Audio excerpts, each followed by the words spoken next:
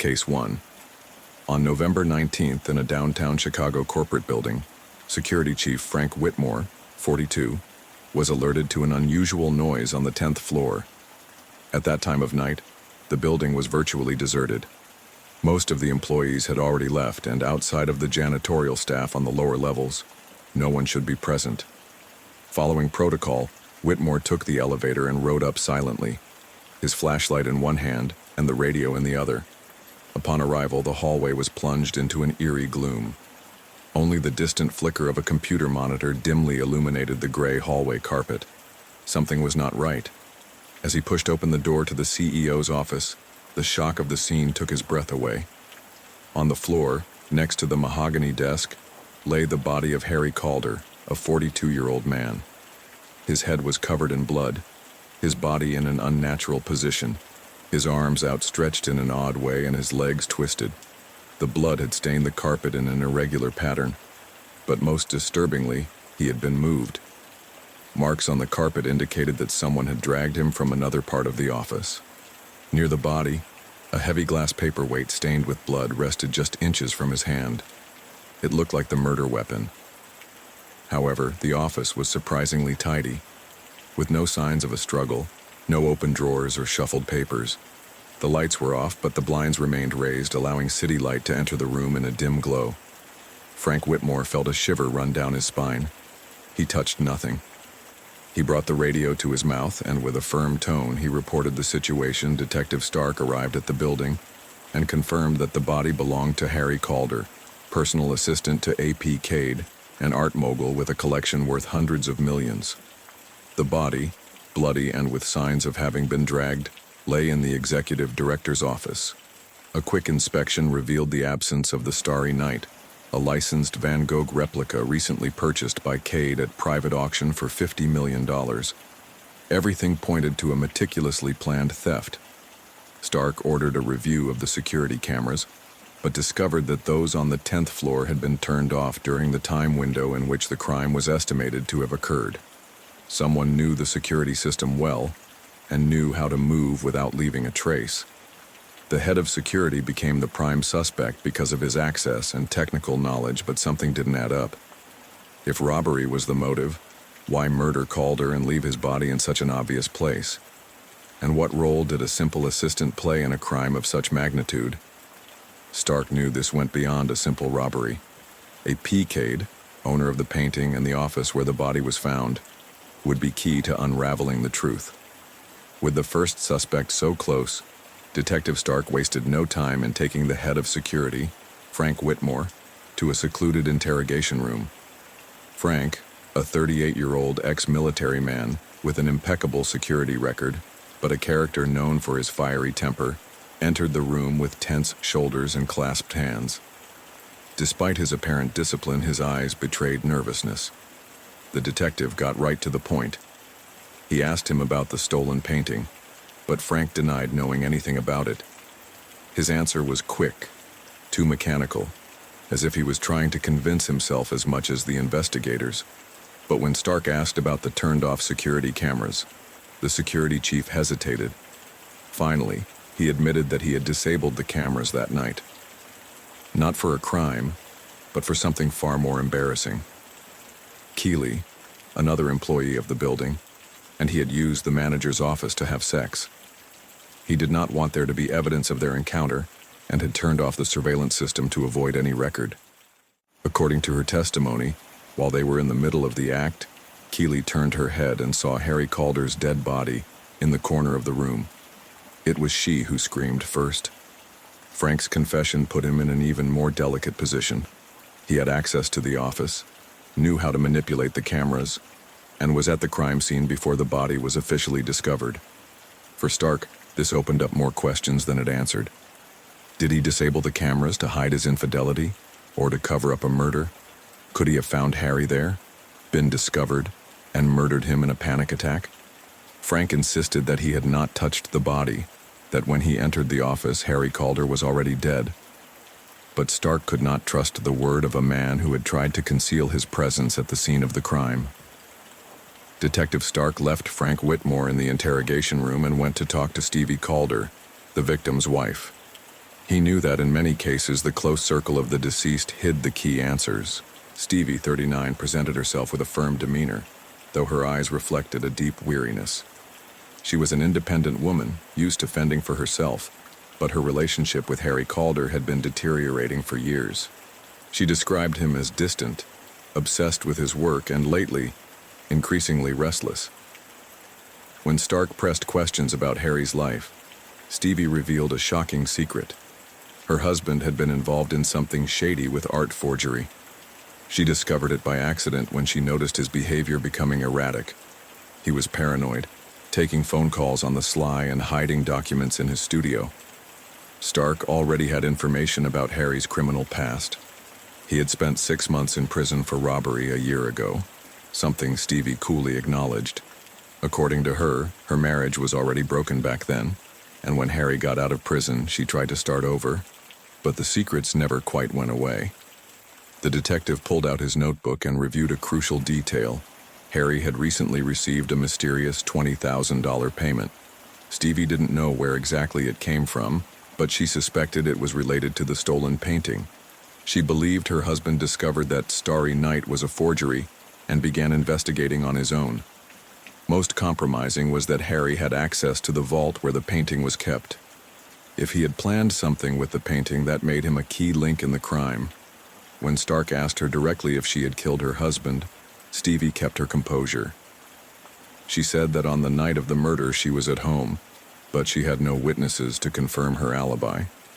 Detective Stark could not ignore one obvious possibility. If Harry Calder was involved in the painting forgery, his direct employer, A.P. Cade, must have known something about it. With that in mind, he headed for the tycoon's luxurious mansion. A.P. Cade, 65, was a meticulous man, obsessed with art, and with a reputation for being ruthless in business. His fortune allowed him to buy virtually any masterpiece he desired, and his latest acquisition, Starry Night, had been praised in private circles. His love of art was matched only by his intolerance of incompetence and deceit. When Stark arrived, he was received in a study adorned with priceless canvases. Cade, with his cool elegance and sharp gaze, listened patiently to the detective's explanation. However, when Stark hinted that the stolen painting might be a fake, his expression changed drastically. His jaw tightened, his tone became curt, and his calculated control almost cracked. Cade was furious at the possibility that he had been swindled. He immediately called Catherine Wentworth, his art curator and right-hand woman in the acquisition of pieces. If anyone could give an answer about the painting's authenticity, it was her. However, Stark noticed something disturbing. A.P. Cade showed no emotional reaction to Harry Calder's death. At the mention of his assistant's murder, the tycoon barely seemed to flinch. There was no trace of shock or sadness, only irritation at the loss of the painting. He found that coldness alarming. If Cade had discovered that Harry had stolen the painting from him, or that the painting was a forgery, he had enough power to order his death. His alibi, claiming he had been at his mansion all night, seemed solid, but his attitude made him a key piece of the puzzle. Could a man like A.P. Cade, with his obsession for art and disdain for betrayal, have silenced Harry Calder in the most brutal way possible? One thing was clear. It was all about the painting. If the key to the crime lay in the forgery of the Starry Night, then the next person to question had to be Catherine Wentworth, A.P. Cade's art curator. Catherine Wentworth, known in the art world for her ambition and perfectionism, was in charge of managing the acquisition of pieces for Cade's collection. Her knowledge of art was impeccable, but her record was tainted by links to galleries suspected of trafficking in fake art. Although she had never been formally charged with anything, the mere fact that she was associated with shady figures made her a key player in the case. When Detective Stark questioned her at the mansion, she denied knowing anything about the forgery. She remained calm, her tone professional, but her answers were measured as if she was calculating every word. She did, however, mention a name that added a new layer of complexity to the case: Rob Hawks. According to Catherine, Harry Calder had a relationship with Rob Hawks, an art forger with a history of master copies that had never been officially discovered. Stark had heard his name before in previous investigations. Hawks was an expert at replicating pieces at the highest level, someone capable of fooling even the most experienced collectors. The detective was beginning to notice how the case was becoming more and more entangled. Not only was there a crime and a robbery at play, but an art forgery ring involving multiple players with ulterior motives. Too many pieces, too many secrets. Now, he had to find Rob Hawks. If anyone knew the truth about the painting, it was him. It didn't take Detective Stark long to find Rob Hawks's hideout. He was not on any official registry or art trade circuits, but favors and contacts in the black market world led him to a secluded address in a forgotten industrial district of the city. The place was a makeshift workshop, dimly lit by desk lamps that cast eerie shadows on the walls.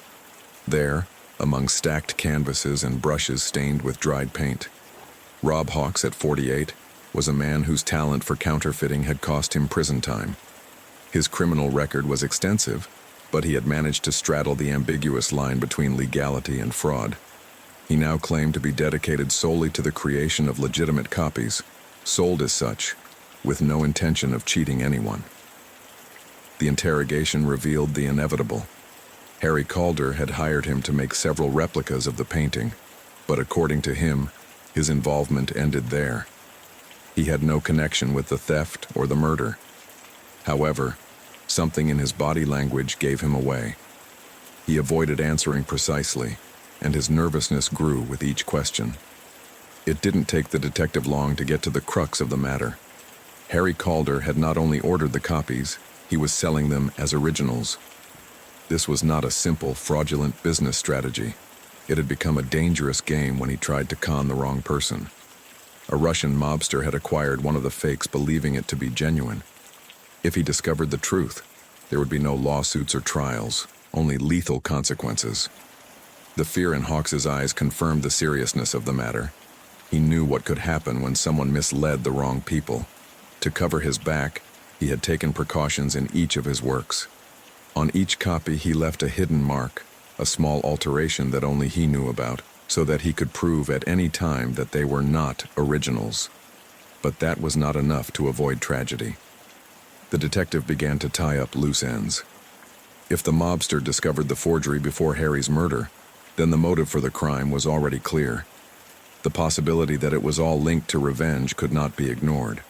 However, there was a new problem. In Hawks's workshop, next to the working materials, was a third copy of the painting. If he was only making commissions to order, that replica had no reason to exist. He said it was for escape. If things got ugly, the detective left the studio with an unsettling certainty.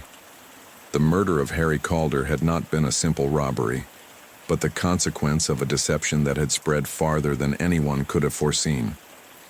Someone had decided that the debt should be paid in blood, and Stark was about to discover who had picked up the tab.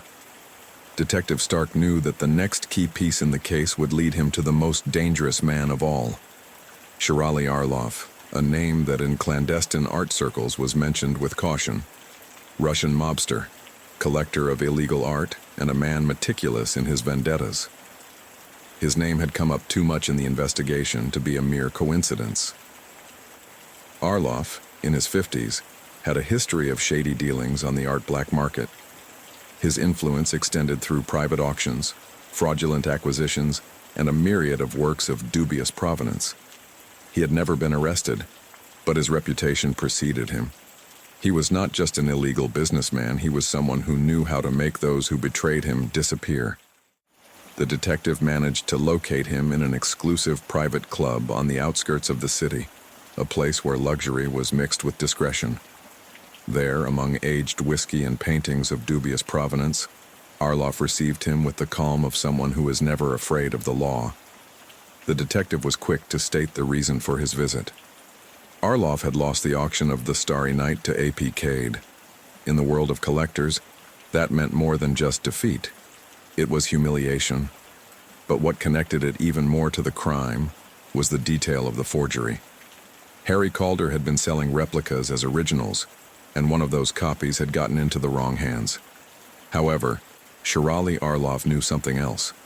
As the detective mentioned the theft, the forgeries, and Harry's death, the mobster reacted not with surprise or anger, but with absolute coldness. He knew he had the original painting. The detective then realized that Arloff was not behind the painting. Stark left the club with more questions than answers. Detective Stark knew he still didn't have a clear lead on the killer. 3 paintings, 3 forgeries, and too many lies. The stolen painting, the one in Rob Hawks's possession, and the one in the possession of mobster Shirali Arlov. Everything revolved around them, but what had really happened the night of the murder? There were loose pieces to the puzzle, but one thing was certain. Someone in that group was lying. If he wanted answers, he had to force the suspects to make a mistake. With that idea in mind, he gathered everyone at A.P. Cade's mansion. The art collector had no choice but to accept the detective's request, although he did so with visible discomfort. The mansion, with its elegant architecture and opulent interior, became the scene of the final confrontation. A.P. Cade, Rob Hawks, Shirali Arlov, and Catherine Wentworth were escorted into the great hall of the mansion. The tension in the room was palpable. Each of them had reasons for being there, but none trusted the other. Outside the mansion, several policemen waited, ready to intervene if necessary. Stark took a moment to observe each one. The impatient tycoon, the restless forger, the impassive mobster, and the art curator with her studied perfection. He knew that, under the right pressure, one of them would give in. The killer was in that room, and he was about to reveal his identity. Detective Stark knew that the only way to expose the killer was to generate a knee-jerk reaction. The paintings were the key, and if anyone in that room had more information than he was admitting, that someone would make a mistake. In front of everyone present at A.P. Cade's mansion, the detective put together the 2 paintings, the one Shirali Arlov owned, and the one that had been found in Rob Hawks's workshop. Both were forgeries, but only one of those present knew for sure what that meant. Without warning, Stark took a lighter and brought it close to the canvases. He announced his intention to burn them, to destroy them completely. The reaction was immediate. Everyone protested. Only one person remained impassive. Catherine Wentworth did not react. Not a hint of nervousness, not an attempt to intervene. Her gaze remained fixed on the paintings with total indifference. That was the mistake Stark was waiting for. The tension in the room became unbearable. The detective held the flame of the lighter near the paintings for a moment longer, then slammed it shut. The silence was absolute. All eyes were on Catherine. She was the only one who was not afraid of losing the paintings, because she knew exactly where the real Starry Night was. And if she had the original, then she also had the perfect motive to murder Harry Calder. The trap had worked. The killer had fallen. When everyone left, Catherine Wentworth was left alone in the room, caught between her thoughts and the shadow of her own crime. Finally, she decided to tell her story. It all started when Harry Calder made her doubt. One night in A.P. Cade's office, Harry showed her the painting and hinted that it was a fake. It was a devastating blow. If A.P. had spent millions on a replica, her career was over. The prestige he had built up over the years would crumble in an instant. He panicked. He could not afford a mistake of that magnitude. In desperation, he continued to investigate and discovered what had really happened. Harry had taken the painting to Rob Hawks to make an even better fake. But that wasn't all. To make sure his plan worked, he also showed it to Shirali Arlov, the Russian mobster, to verify its authenticity. Once Arlov believed it was real, Harry sold him a copy, a risky move that had doomed him. On the night of the murder, Harry was placing the original painting back in A.P. Cade's office, restoring the hoax. But Catherine found him before he was finished. At that moment, it all made sense. He had gambled with her reputation, with her work, with her entire life. The painting had changed hands so many times, but no one deserved it more than she did. Anger blinded her. She confronted him. He tried to calm her down, but she could hear no more. In a fit of rage, she hit him with the first thing she could get her hands on. When he fell to the ground, bloodied and motionless, All she could see was the original painting. No AP Cade, no Harry, no one but her deserved to own it. For months, AP had had a replica hanging in his mansion, not realizing that he had been fooled from the beginning. Catherine understood in that instant that the painting had never belonged to him. It had always been his. The forgery, the theft, the betrayal, all had led to this moment. And now, his truth was exposed. Art might be eternal, but his freedom had come to an end. Case 2. The Calistoga Canyon Resort and Spa, an exclusive destination in the heart of Napa County known for its luxury and privacy, became the Claire Monroe, a 34-year-old wife of billionaire Keith Wolcott, was found lifeless in bed in her private suite. Her naked body lay covered only by the rumpled sheets, as if she had been caught in the middle of an intimate evening. On a nearby table, a silver bucket with a bottle of champagne still chilled rested next to 2 glasses. One was untouched, but the other contained traces of a pink liquid, suggesting that Claire was not alone at the moment. Upon closer inspection, the forensic team discovered 2 bullet casings on the floor near the bed, indicating that the murder had been executed with precision and possibly at close range. Several drops of blood were splattered on the carpet, but they were not just Claire's. Someone else had been wounded, or perhaps even killed. Someone else had been wounded, or perhaps the murderer himself had left traces of the crime. This case did not appear to be a robbery or an impulsive act.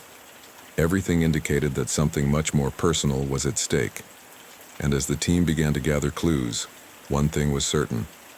At this exclusive resort, someone had decided that Claire Monroe should not leave that room alive. Detective Wesley followed the trail of blood on the carpet cautiously, knowing that every drop could bring him closer to the truth. The path of the stains led him to the hallway that connected Claire Monroe's suite to one of the resort's emergency exits. A few feet from the door, he found a man slumped against the wall, clutching his arm in obvious pain. He had a bullet wound in his left forearm, and although he tried to stop the bleeding with his own clothes, blood seeped through his fingers. His eyes reflected a mixture of pain and concern, as if his biggest worry was not the wound, but what would come next. The resort's emergency personnel arrived quickly to give him first aid, while Wesley watched him carefully. As he was being attended to, the detective stepped back and reviewed Claire Monroe's background and finances. He needed to understand what could have brought her to that end, and more importantly, who the injured man was. The report she received was revealing. Claire Monroe, 42 years old, philanthropist and socialite, a woman who moved between exclusive events and charitable causes with unlimited access to the most influential circles of society. Her public image was impeccable, but in her bank accounts there was a detail that did not fit with that reputation. 3 days before her death, Claire had withdrawn $200,000 in cashier's checks made out to Paul Felton, the same Paul Felton who was now lying on the ground with a bullet in his arm and a record yet to be discovered. The detective knew that this was no mere stranger to Claire's story. There was money involved, and the fact that he had also been shot meant that the truth was much more tangled than it seemed. Detective Wesley couldn't let the ambulance take him away without getting answers. Paul Felton was injured but still conscious, and if he had information about what happened in the suite, now was the time to get it. Still wearing his blood-stained shirt, Felton was breathing heavily, frightened and trembling. Between gasps, he confessed that he was in bed with Claire when someone burst into the room and started shooting. He didn't get to see who it was. He only heard the shots and felt the impact on his arm. Dazed, he fled as best he could, leaving Claire behind, not knowing if she was still breathing. The detective was not convinced of his version, but the facts fit the scene. There were 2 shell casings in the room and 2 people had been shot. The target was not just Claire. As we dug deeper into the profile of 45-year-old Paul Felton, it became clear that his relationship with Claire was not just a passing romance. 3 days before his murder, Claire had wired him $200,000, a love payment or covert blackmail. Felton had a well-documented history of seducing wealthy women and living off their money. He was a man with no known trade, but with a special ability to convince powerful women to finance his lavish lifestyle. He also had a dangerous pattern, Many of his conquests were married women. The detective knew what this meant. If someone discovered that Claire was having an affair with Felton, the list of suspects would quickly dwindle. A jealous husband, a vengeful wife.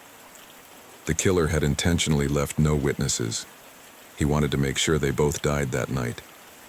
But Felton survived, and now he was the only key piece to finding out who was in that room with a gun in his hand. Before questioning the prime suspects, Detective Wesley decided to talk to the hotel staff who were present the night of the murder. Kevin Hartley, 40, resort manager, and Katie Bennett, 30, receptionist, were the best sources for understanding what had happened at the exclusive Calistoga Canyon Resort and Spa prior to the crime. Kevin remained professional and detached during the interrogation. He explained that the hallway cameras did not pick up anything unusual due to the extreme privacy afforded by the resort to its most exclusive guests. He did not know who had entered or left Claire Monroe's suite, but when the detective asked if the victim's husband, Keith Wolcott, was aware of the infidelity, Kevin was direct. The whole hotel knew about it. Claire Monroe was not discreet about her extramarital affair, and many employees had seen her with Paul Felton on different occasions. He described her as a woman who had no qualms about showing off her new conquest, even though she was still married to one of the most powerful men in the country. However, Kevin insisted that it was not his place to intervene or tell Wolcott anything. The detective took note, but it was Katie Bennett who caught his attention. When Wesley mentioned Paul Felton, the receptionist looked down, and her breathing quickened slightly. She didn't ask about Claire. She asked about Felton. At the detective's insistence, Katie admitted that Felton had been her boyfriend, but that he had left her long ago. Her tone was tense, and although she tried to sound nonchalant, her interest in knowing if Felton was okay was evident. Kevin's reaction did not go unnoticed by the detective. He subtly tried to take Katie's hand, but she pushed him away without hesitation. Wesley made a mental note of the gesture. Maybe it wasn't just the crime of a cheating wife. Maybe a grieving ex-girlfriend had decided to settle the score with the man who abandoned her. As he drove to Keith Wolcott's mansion, the detective knew he now had a new line of investigation. Jealousy, revenge, and betrayal could have been the real triggers for that night in Calistoga Canyon. Detective Wesley arrived at Wolcott Manor, an imposing estate that reflected the power and influence of its owner. Keith Wolcott, 50, was a politician with governmental aspirations, a man who was controlling, calculating, and extremely careful with his public image. His wife had been murdered at a luxury resort in scandalous circumstances, and any association with crime could ruin his career. During the interrogation, Wolcott admitted that he knew about Claire's infidelities. Not only did he know, but he had been planning a divorce for some time. The betrayal was public, but his greatest concern was not the humiliation, but the cost. A divorce would have meant a fortune in compensation and possibly affected his political aspirations.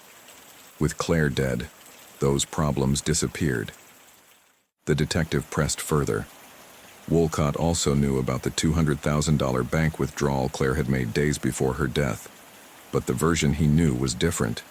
According to Wolcott, Claire told him that she had withdrawn the money to replace some jewelry that her assistant had stolen. An internal theft, a mistake she had to fix discreetly. But Wesley knew that was a lie. The money wasn't for any jewelry.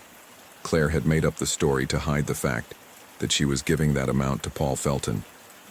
That meant Claire's assistant had not only been unfairly fired, but her reputation had been ruined by a lie. The detective knew that a politician like Wolcott could have hired an assassin instead of getting his hands dirty. But now, another possibility loomed large. What if Claire's assistant, destroyed by the lie, had decided to take revenge? Wasting no time, the detective headed out to find her. If anyone had a personal motive for seeing Claire Monroe dead, it was her. Detective Wesley located Natalie Sloan, Claire Monroe's former personal assistant, in a small apartment on the outskirts of the city. Her current situation contrasted drastically with the life of luxury and comfort she used to have while working for Claire. Her gaze was cold, but her nervous gestures betrayed that she had a lot to say. From the very beginning, Natalie made it clear that she had no regrets about Claire's death. The humiliation she suffered when she was fired and accused of theft was something she could never get over. Claire not only destroyed her career, but also made her a pariah in the exclusive world of high society.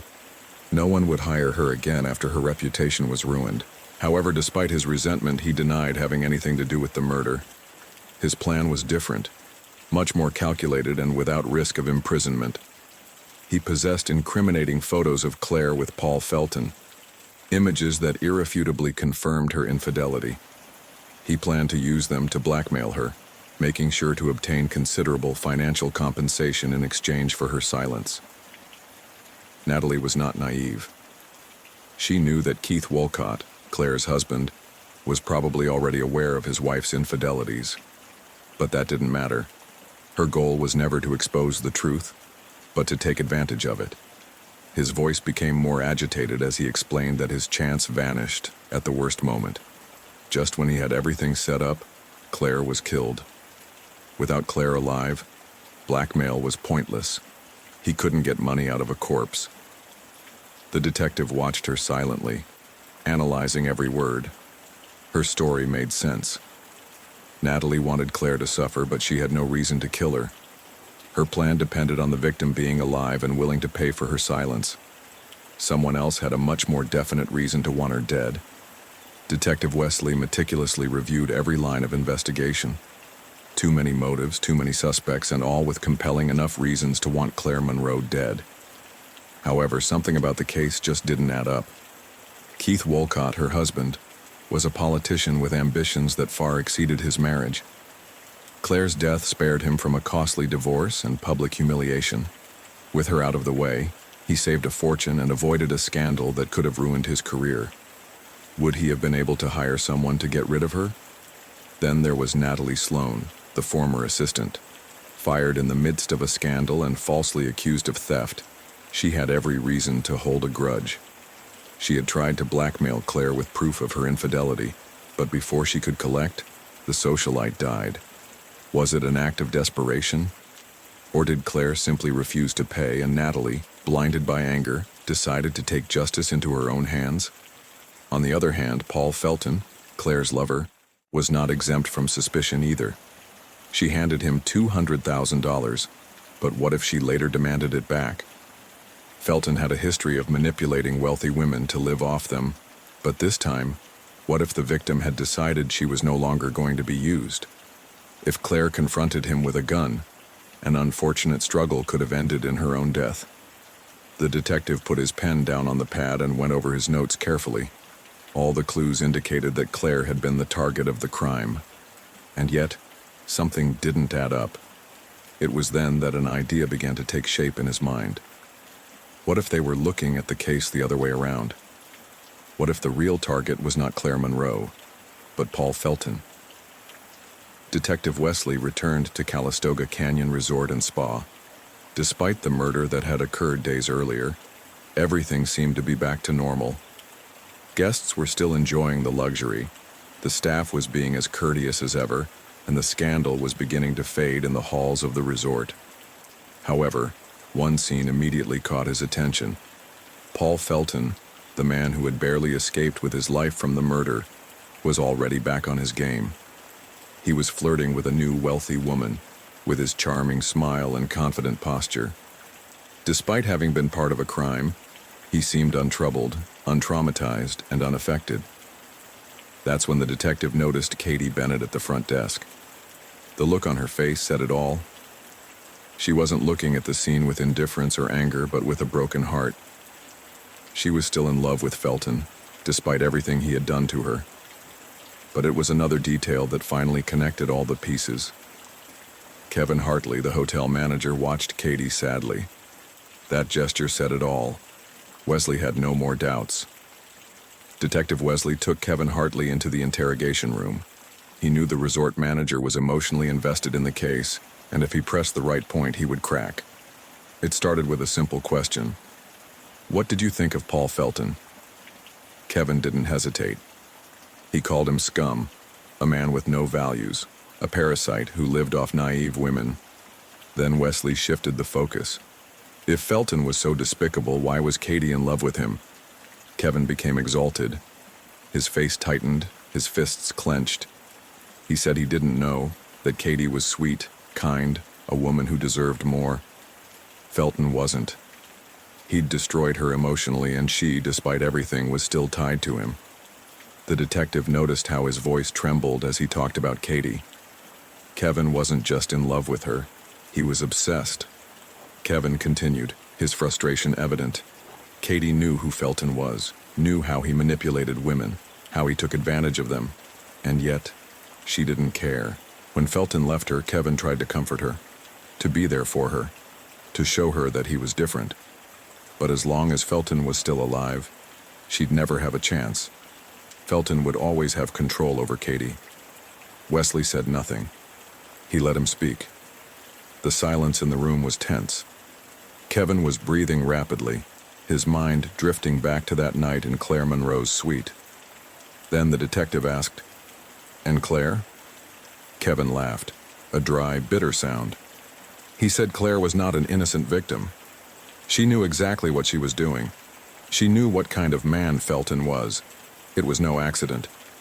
Claire chose to get involved with a man like Felton, knowing who he was, knowing the damage he had caused before.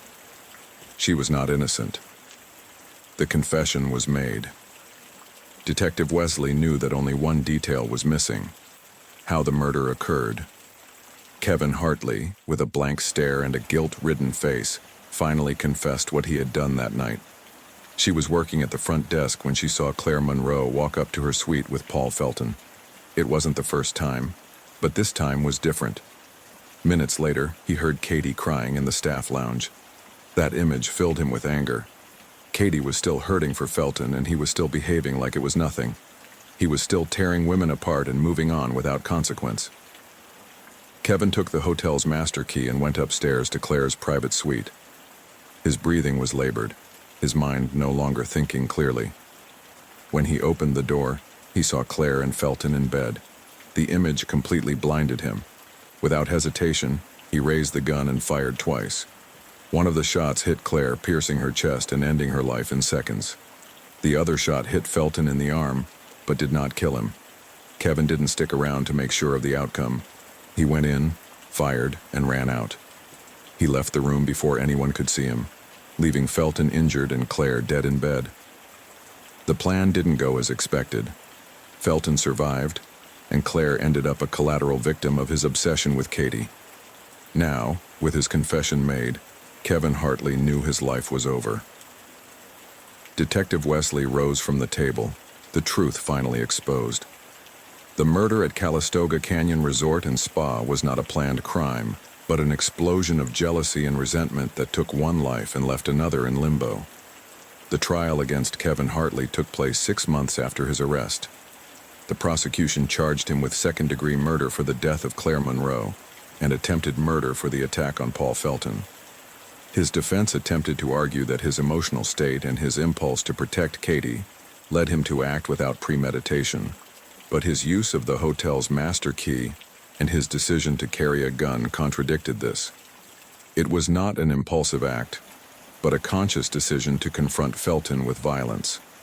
Paul Felton testified against him, describing the moment Kevin burst into the room and fired without warning.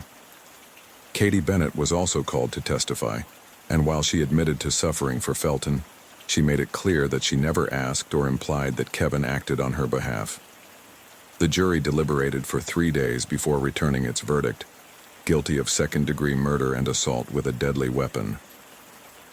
The judge sentenced Kevin Hartley to 25 years in prison without the possibility of parole before serving at least 18. In the courtroom, Kevin listened to his sentence without emotion. His gaze was lost in the crowd, but Katie never looked at him. Her life was ruined for a love that was never returned. The Calistoga Canyon case came to an end. Claire Monroe died for a man who wasn't worth it, and her killer would spend the rest of his life in prison for trying to correct a story that never belonged to him. Case 3. Death at the Crestwood Hotel. At 3:47 a.m., a 911 call alerted police to a body found in the lobby of the Crestwood Hotel, a luxury high-rise in the heart of Seattle. Ted Mallinger, 38, had fallen from the roof, located on the 15th floor of the building. When Detective Samuel Hayes arrived with his forensic team, the scene was already secured. The impact had shattered Mallinger's body, but certain details did not fit with a simple accident or suicide. The position of the body suggested that he had not fallen naturally. His arms were aligned with his torso as if he had been unconscious before the fall, or if someone had pushed him without his being able to resist. Initial inspections revealed a balcony with the glass door ajar in the presidential suite. There were no obvious signs of a struggle in the room, but the bed was in disarray, and on a nearby table were 2 wine glasses, one of them still containing liquid. As police began reviewing security cameras and questioning hotel employees, the detective focused on the key questions. Did Ted Mallinger jump, or did someone push him? If it was an assassination, who was in the presidential suite with him that night? The case was just beginning, but one thing was clear. Someone else was in that room with Ted Mallinger before his death. Detective Samuel Hayes began the investigation by reviewing Ted Mallinger's background, looking for any clues that might explain his presence at the Crestwood Hotel. Mallinger was 38 years old, worked as a financial analyst and, according to records, had an unstable relationship with money. He had no history of large income or luxurious properties, which made it even stranger that he ended up in the presidential suite of one of Seattle's most exclusive hotels. The first question Hayes posed was logical. How could he afford a room worth thousands of dollars a night? To answer it, he questioned Elias Tompkins, head of security for the hotel and the casino attached to it. With 50 years of experience in the business, Elias was a quiet, detail-oriented man with access to every room in the hotel and a precise knowledge of what was going on inside the casino. He had worked in security long enough to recognize when someone was getting into trouble. It was Elias who explained to him the motive that may have led to Mallinger's murder. The night before, Ted won the casino jackpot. $40 million. The stroke of luck was immediate and transformative. A man who until that moment had no financial stability suddenly became a millionaire in a single play. But his reaction made him a target. Ted did not act discreetly. Instead of retiring with his money and keeping a low profile, he began celebrating at the casino. He bought drinks for strangers, bragged about his newfound fortune, and loudly announced that his life had changed. In an environment where many gamblers deal with debt and financial problems, bragging about a win like that was dangerous. Elias and his team tried to warn him. They told him to calm down, keep the money in a safe place, and avoid drawing attention to himself. But Ted ignored the advice. He was elated, enjoying the moment without thinking about the consequences. As the night progressed, Ted began to drink more than he should have. His condition became more unstable, and for safety's sake, Elias decided to escort him to the presidential suite to make sure he arrived without incident. He was not alone. He went upstairs with his girlfriend, who accompanied him throughout the celebration.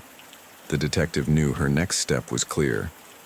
If anyone had information about what happened in the room before Ted's fall, it was her. But there was one thing Hayes was very clear about.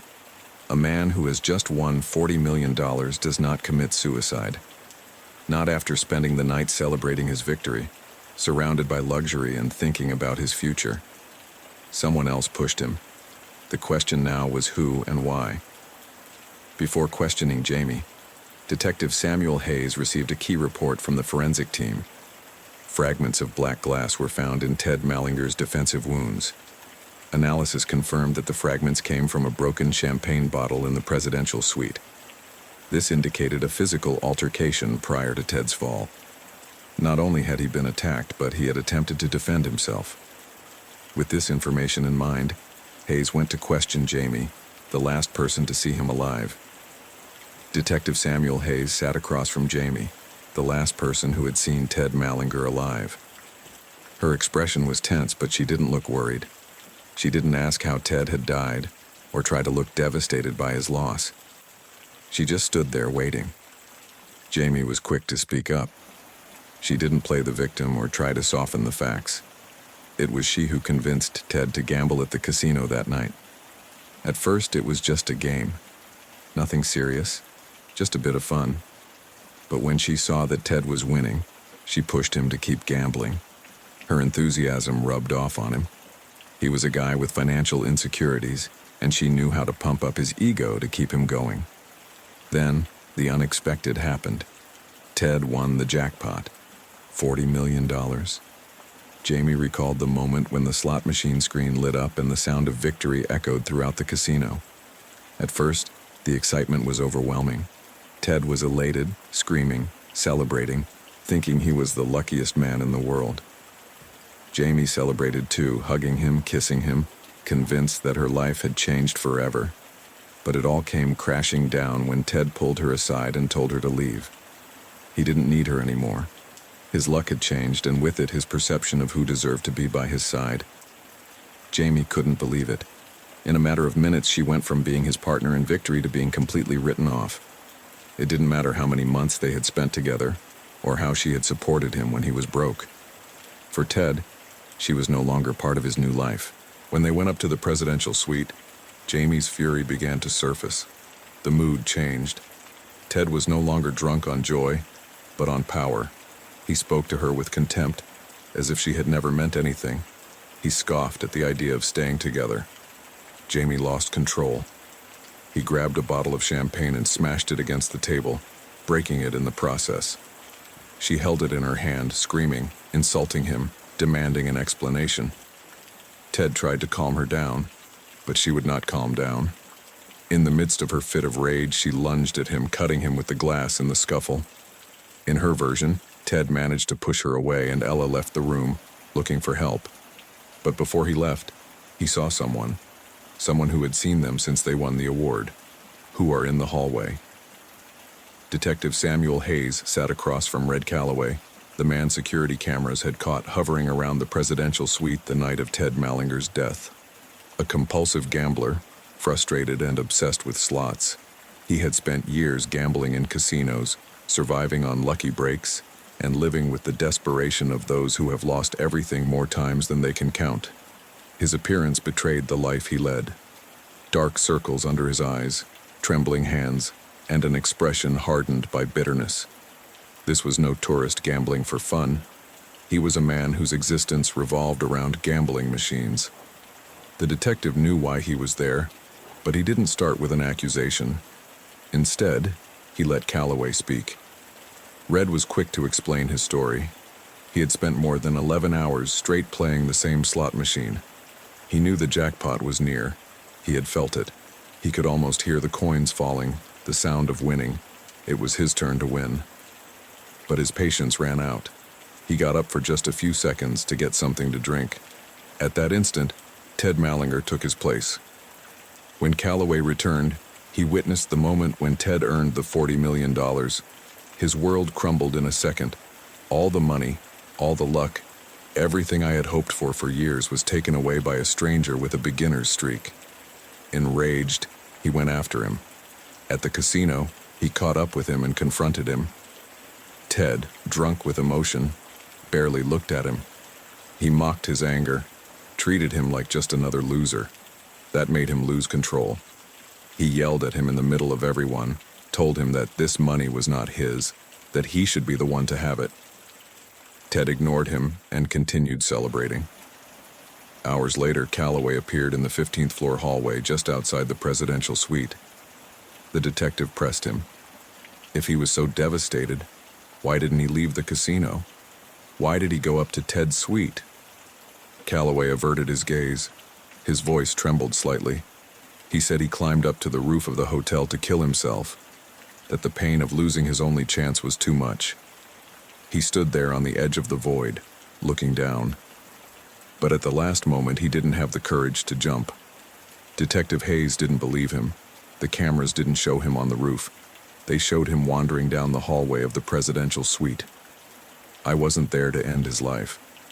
I was there for Ted.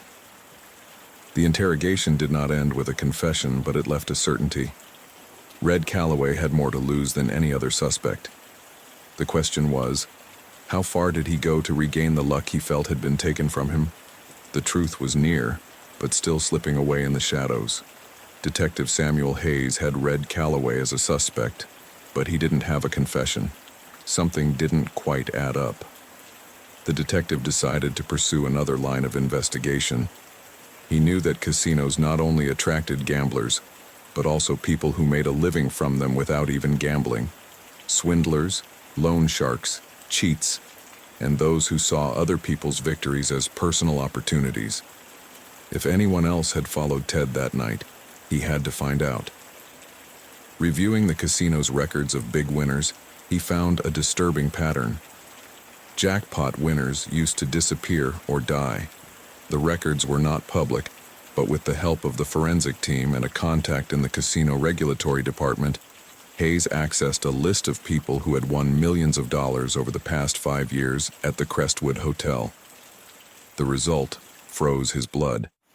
Of the last 6 jackpot winners, 4 had disappeared without a trace, and 2 died in freak accidents. None of them enjoyed their fortune. Ted was not the first sudden millionaire to fall from a building or disappear without a trace. The question was no longer just who killed Ted Mallinger, but who was behind this series of deaths. The detective knew it couldn't be a coincidence. Someone was making sure the jackpot winners never kept the money. Now, Ted's murder was not just an isolated case. It was part of something much bigger. Detective Samuel Hayes was no longer in any doubt as to who had all the answers. Elias Tompkins, head of security at the casino, was the only person with full access to information about the jackpot winners. If anyone knew what was going on with those who became overnight millionaires, it was him. When Hayes questioned him, Elias did not deny it. He knew what was going on. He knew that jackpot winners didn't usually enjoy their fortune. That was why, he claimed, he had given the presidential suite to Ted, to protect him. He said he wanted to make sure nothing happened to him, that he would be safer in a place with restricted access and trusted staff. But his words did not match his body language. He was visibly nervous. His attitude was not that of a man trying to help a victim, but of someone who knew more than he wanted to admit. As the detective watched, the forensic team made another crucial discovery. The casino cameras had been tampered with. Someone had doctored the footage from the night Ted won the $40 million. Not only that, but there were also changes to footage from other nights when someone hit the jackpot. This was not a simple glitch in the system. The edits were deliberate, precise, eliminating any trace that might give clues as to who was close to the winners after their victories. And only one person had the access and ability to do so: Elias Tompkins. The detective confronted him with this. If he really wanted to protect Ted, why erase the evidence? Why hide what happened that night and on so many others before? Elias looked away. He could no longer sustain his initial version. It was then that the final piece of the conspiracy was discovered. Every time someone won the jackpot at the casino, Elias received $1 million in an offshore account. Not once, not twice, but every time. There was no way it was a coincidence. The money didn't come from his salary or a casino bonus. These were systematic deposits always made after someone had a big win. Hayes no longer had any doubts. Elias was not just a security chief. He was part of something much bigger. Ted never had a chance. From the moment he won, his fate was already decided. The detective knew that Elias was not acting alone. Someone else was behind it. Someone with more power and the means to make sure that no jackpot winner survived long enough to enjoy his fortune. The question was no longer just who killed Ted Mallinger. Now the case had become a quest to find out who really controlled the casino, and how many other people had died for the same reason. Elias confessed that the winners were not chosen at random. They were always carefully selected. People with no family, no connections, people deep in debt or with fragile lives. No one who could fight for the money after they were gone. The person who should have won was Red Calloway, a gambling addict, a constant loser. But Ted Mallinger stepped in. In an unexpected stroke of luck, Ted sat down at Calloway's machine at just the right time and won $40 million. It wasn't in the plans. He wasn't someone they could disappear without consequences. Elias realized the problem too late. At first, he thought Ted would be like everyone else, a guy who would get lost in his own fortune and be easy to handle. But Jamie complicated everything. When Jamie attacked Ted in the presidential suite with the broken bottle, Elias went upstairs to see what was going on. He expected to find an unsuspecting, easily manipulated millionaire. But Ted was not like the other winners. He was a financial analyst. He was not a man to be dazzled by money. The moment Elias entered the suite, he saw something that terrified him. Ted had already called his lawyer. I knew something wasn't right. I understood that I should not have won. He was analyzing the numbers, investigating how it had happened. If he kept pulling at the thread, he would discover the truth about the casino. Elias panicked. $40 million in prize money was a figure that could get him fired. If word got back to the casino owners, if Ted talked, the whole system would collapse. It could cost him his life, his job, his money, and most importantly, his $1 million. Panic turned into action. Elias grabbed the first thing he could find and hit Ted over the head. He knocked him unconscious. Then, he took him out of the presidential suite and took him to the roof of the hotel. Without wasting any time, he threw it into the void. The problem was solved. There would be no money claimed, no uncomfortable questions, no lawyers investigating. The system was still intact, but Elias made a mistake. Ted was not like the others, and this time the truth had come out. The truth came out, and with it, the web of corruption operating at the Crestwood Hotel and its attached casino. The arrest of Elias Tompkins marked the beginning of an investigation that soon extended beyond the murder of Ted Mallinger. The trial began 6 months after his arrest. The prosecution presented compelling evidence. Elias's bank records showed deposits of $1 million every time someone won the jackpot. Altered security cameras, reports of big winners disappearing without a trace, and forensic evidence showed that Ted did not fall alone, but was pushed from the hotel rooftop. Elias tried to defend himself, claiming that he acted out of fear of losing his job, that he was only following orders from those really responsible. But the jurors showed no sympathy. They knew he had been covering up crimes for years. He was convicted of first-degree murder, tampering with evidence, and conspiracy to commit fraud. The sentence was clear: life imprisonment without the possibility of parole. But the case did not end with Elias. Following his confession, a full-scale investigation was launched against the casino owners and top executives of the Crestwood Hotel. It was discovered that the disappearance of the winners was not an accident or the work of one man. The casino owners knew exactly what was going on. They had designed the prize system to ensure that only the most vulnerable players won large sums, people with no family or huge debts who would not attract attention if they disappeared. Elias was not the only accomplice. He was just the enforcer. The State Gaming Commission temporarily closed the casino while authorities continued their investigation. Assets were frozen, documents were seized, and decades of fraud were uncovered. The scandal hit the media, and the casino's reputation was destroyed. Ted's ex-girlfriend Jamie was charged with assault, but was granted a plea deal by cooperating with the investigation.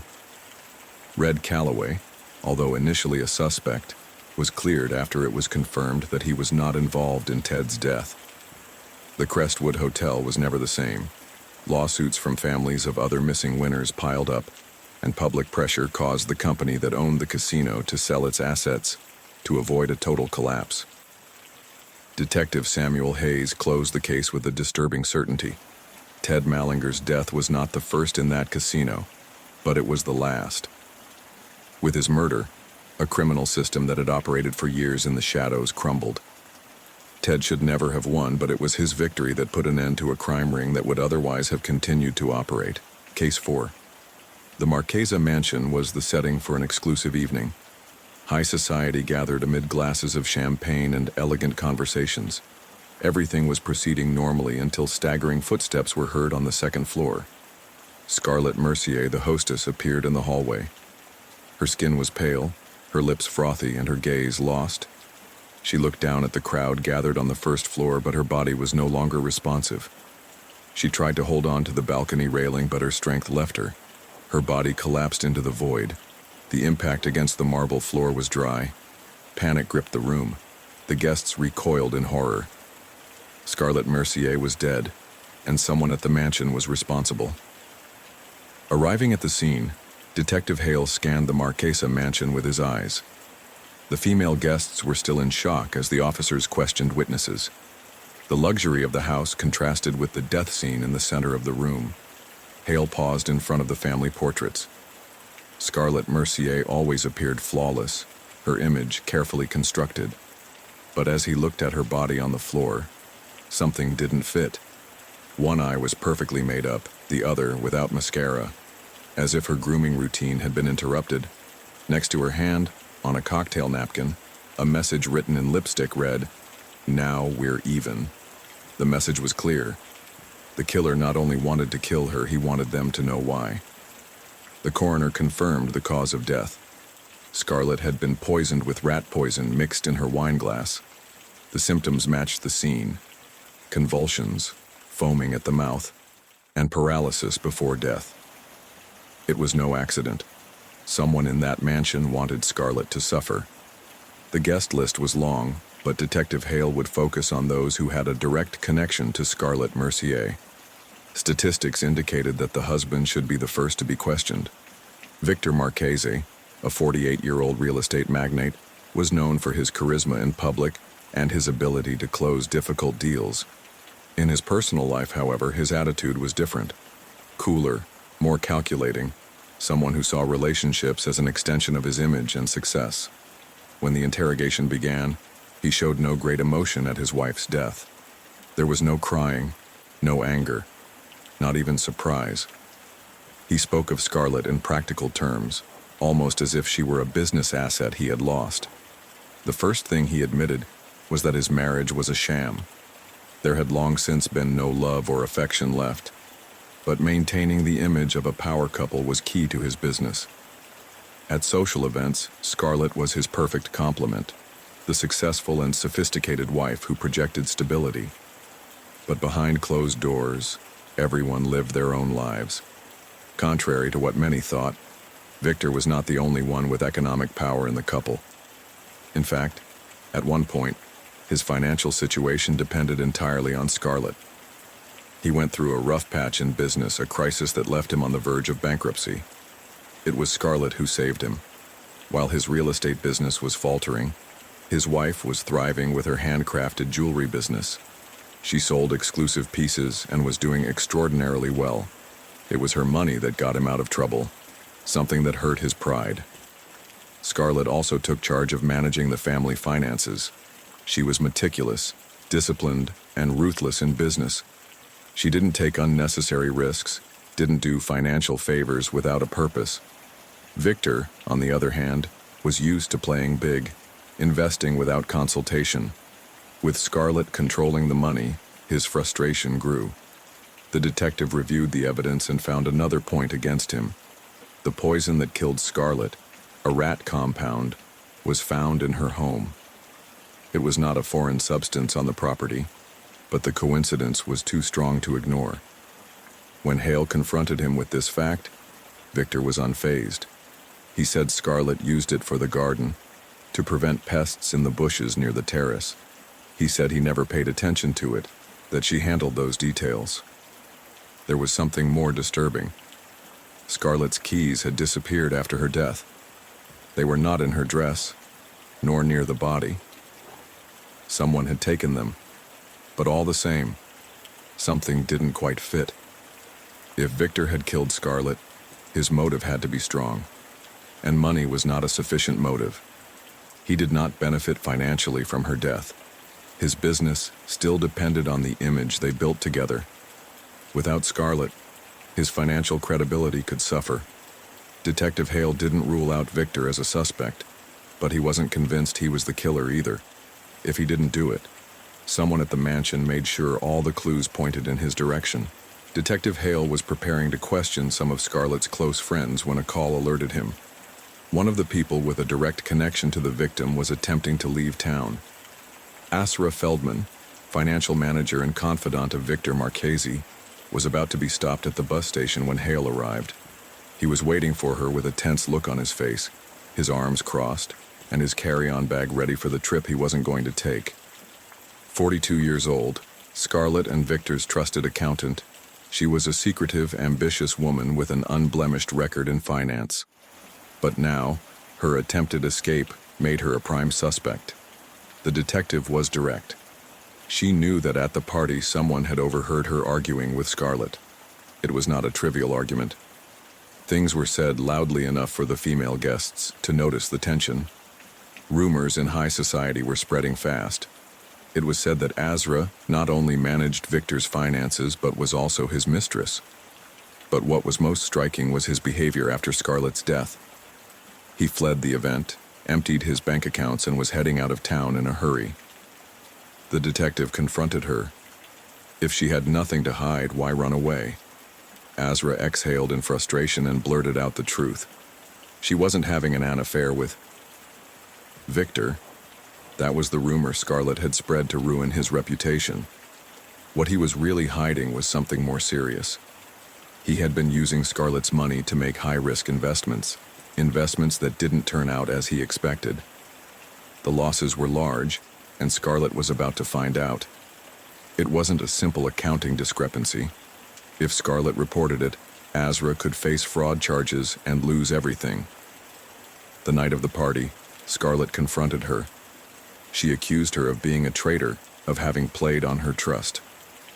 Azra knew there was no way to hide it anymore. Her only option was to disappear before it all blew up. But his flight had nothing to do with the murder. There was another reason. Scarlett not only had financial power, she also controlled the high society women's club, a closed circle where her word was law. Azra had a secret relationship with another woman, Mandy, someone Scarlett disapproved of. Scarlett had intervened directly in his personal life, making sure their relationship did not flourish, manipulating influences within the club to keep her under his control. To Azra, Scarlett was not just her employer. She was a dominant figure who tried to manage every aspect of her life. He called her a viper, someone who made sure that all the women in her circle followed her rules, no exceptions. The detective knew that Azra had reason to want to get rid of Scarlett, but the key question was, had he gone so far as to kill her? Detective Hale didn't have to look far for Mandy Renault. She was waiting outside, visibly nervous, worried about her partner, Azra Feldman. Mandy, 39, was a member of the country club and part of Scarlett Mercier's social circle. Her reputation preceded her, playful, manipulative, and an expert in cover-ups. She knew how to move in high society without leaving a trace. Hale watched her. She did not look like a woman in panic but on guard. When she began to speak, she did not hesitate to attack the women in the club. He said they were all vipers, calculating, controlling, concerned more with power than anything else. But one did not fit that profile. Mandy mentioned Heather Langley, the only woman in the club who didn't play the same game as the others. If anyone was guilt-free, it was her. Then, he pointed to another person. If anyone had motive to kill Scarlett, it was Patience Wilkes. Vice chair of the Women's Committee, Patience was second in command in the structure that Scarlett ran with an iron fist, her closest partner, but also her greatest hidden rival. With Scarlett dead, Patience was left in charge. For Hale, this opened up a new line of investigation. Scarlett's death could not only be linked to revenge or fraud, it could have been a power play. Detective Hale tried to reach Patience Wilkes, the vice president of the Women's Committee, but got no answer. Unanswered calls, ignored messages. The situation became stranger when she contacted her assistant. No one had heard from Patience since morning. She had not attended any of her scheduled meetings, had not been seen at her home or office. Her disappearance after Scarlett's murder was a clear red flag.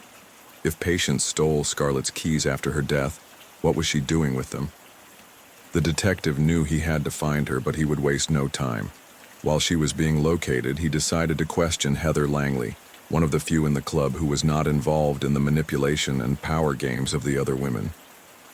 Heather didn't have much to say at first. She didn't agree with the club's attitudes, but somehow the dynamic distracted her. He stopped mid-sentence. A sudden silence, an awkward pause. Then, almost without apparent connection, he mentioned the death of his daughter. He had died of an overdose some time ago. He said that, despite everything, the club gave him peace of mind. The detective detected a change in his behavior. When asked if Patience Wilkes would be capable of killing Scarlett, his answer was not direct. He said he did not know, but his body language said otherwise. I was nervous. It wasn't just the question about Patience. Something else was bothering her. Detective Hale knew Heather was hiding something. Detective Hale received the news. Patience Wilkes had been found and was under arrest. Not because she confessed to the murder of Scarlett Mercier, but because she was caught stealing the victim's safe. When the police arrested her, she was in possession of Scarlett's keys, the same keys that had disappeared after her death. The detective knew Patience had ambition, but this gave her away. He did not kill Scarlett, but he was trying to make sure that with her death, everything would be under his control. During the interrogation, Patience revealed her true intention. She didn't care about the club presidency. What she really wanted was Scarlett's jewelry business, the business that had apparently saved Victor Marchese from bankruptcy. But Patience knew something else. That business was not as clean as it looked. Scarlett had a hidden financial system. Something inside her company didn't add up. Detective Hale was no longer just investigating a murder.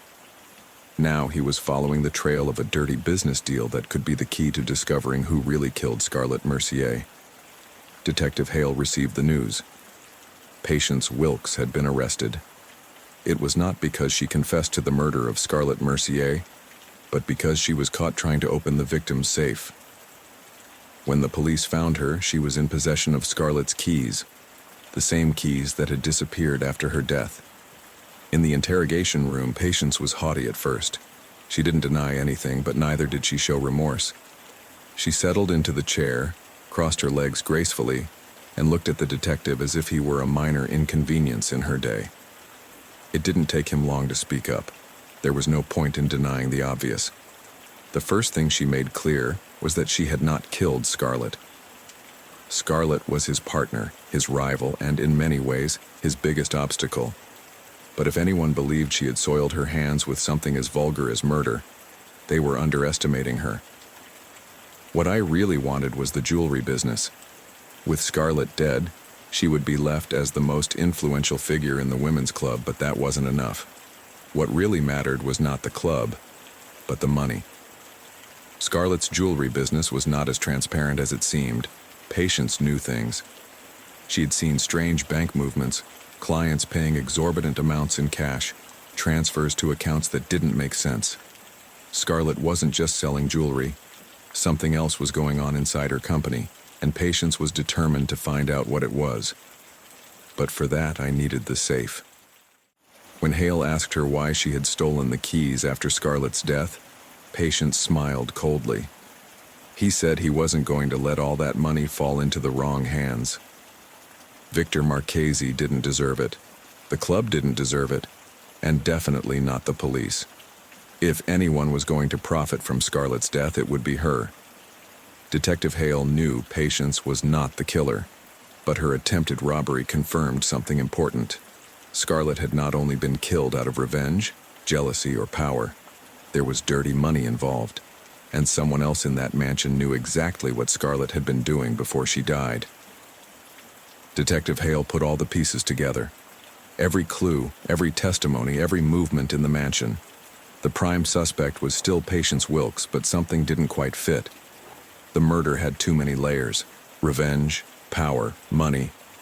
But no reason seemed strong enough to justify Scarlett Mercier's death. Among the evidence collected, Hale examined one of Scarlett's pieces of jewelry, an elegant brooch, intricately designed and seemingly nothing out of the ordinary. As he handled it, he noticed a small mechanism hidden in the back.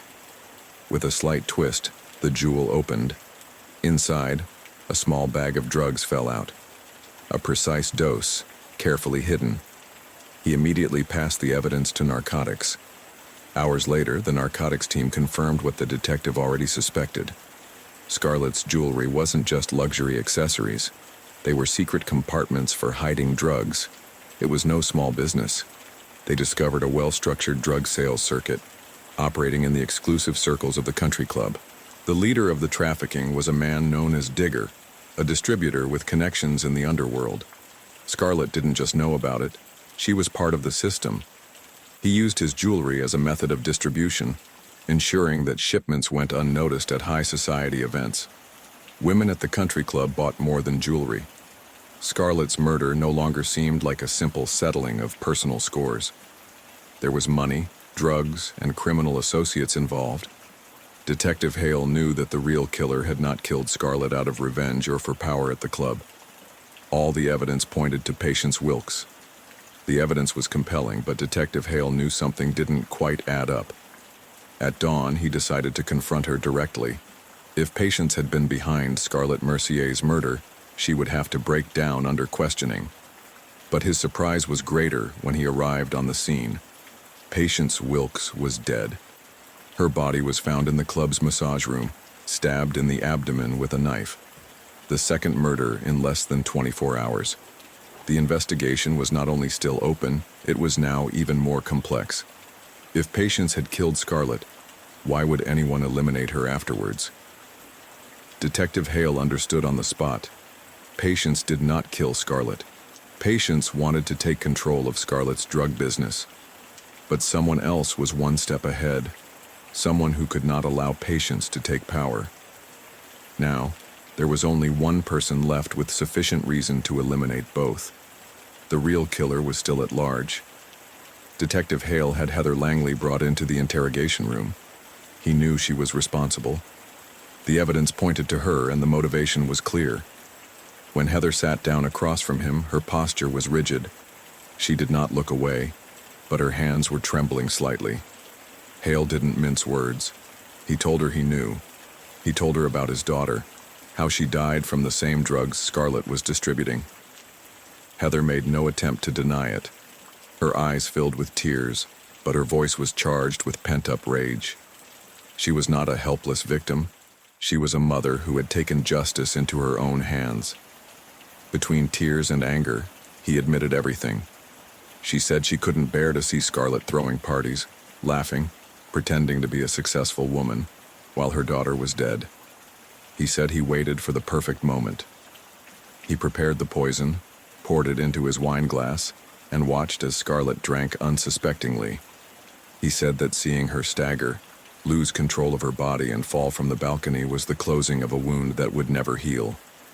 But then, he discovered that Patience Wilkes not only did not mourn Scarlett's death, but intended to continue the business. That was too much.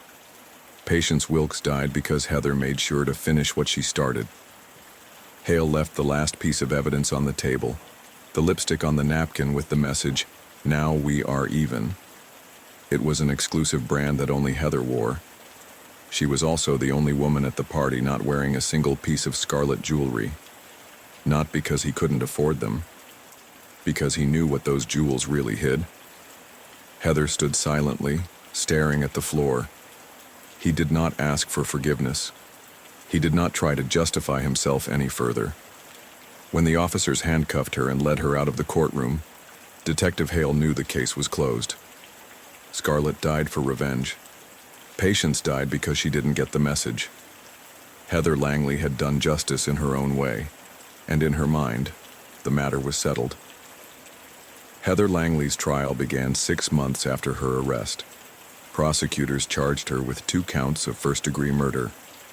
The evidence was compelling. The poison found in her home matched the poison that killed Scarlett Mercier. The lipstick on the napkin was her exclusive brand, and her confession on cross-examination made her motive clear. However, her defense attempted to argue that she acted under intense emotional distress. Her daughter had died from an overdose of drugs distributed in Scarlett's circle, and Heather had witnessed the woman who indirectly caused her daughter's death carry on with her life without consequence. Defense attorneys attempted to claim crime of passion, or even a variant of involuntary manslaughter, alleging that Heather's mental state led her to act without full awareness of her actions. But the prosecutor quickly dismantled that theory. Scarlett's murder was planned with premeditation. The poison was purchased in advance, the method was calculated. The message on the napkin indicated that Heather knew exactly what she was doing. And then, There was Patience Wilkes. Had Heather been overcome by rage against Scarlett alone, her defense might have had more force. But her second murder was a cold and deliberate execution. When she saw Patience Wilkes trying to take over the drug business, she took a knife and stabbed her.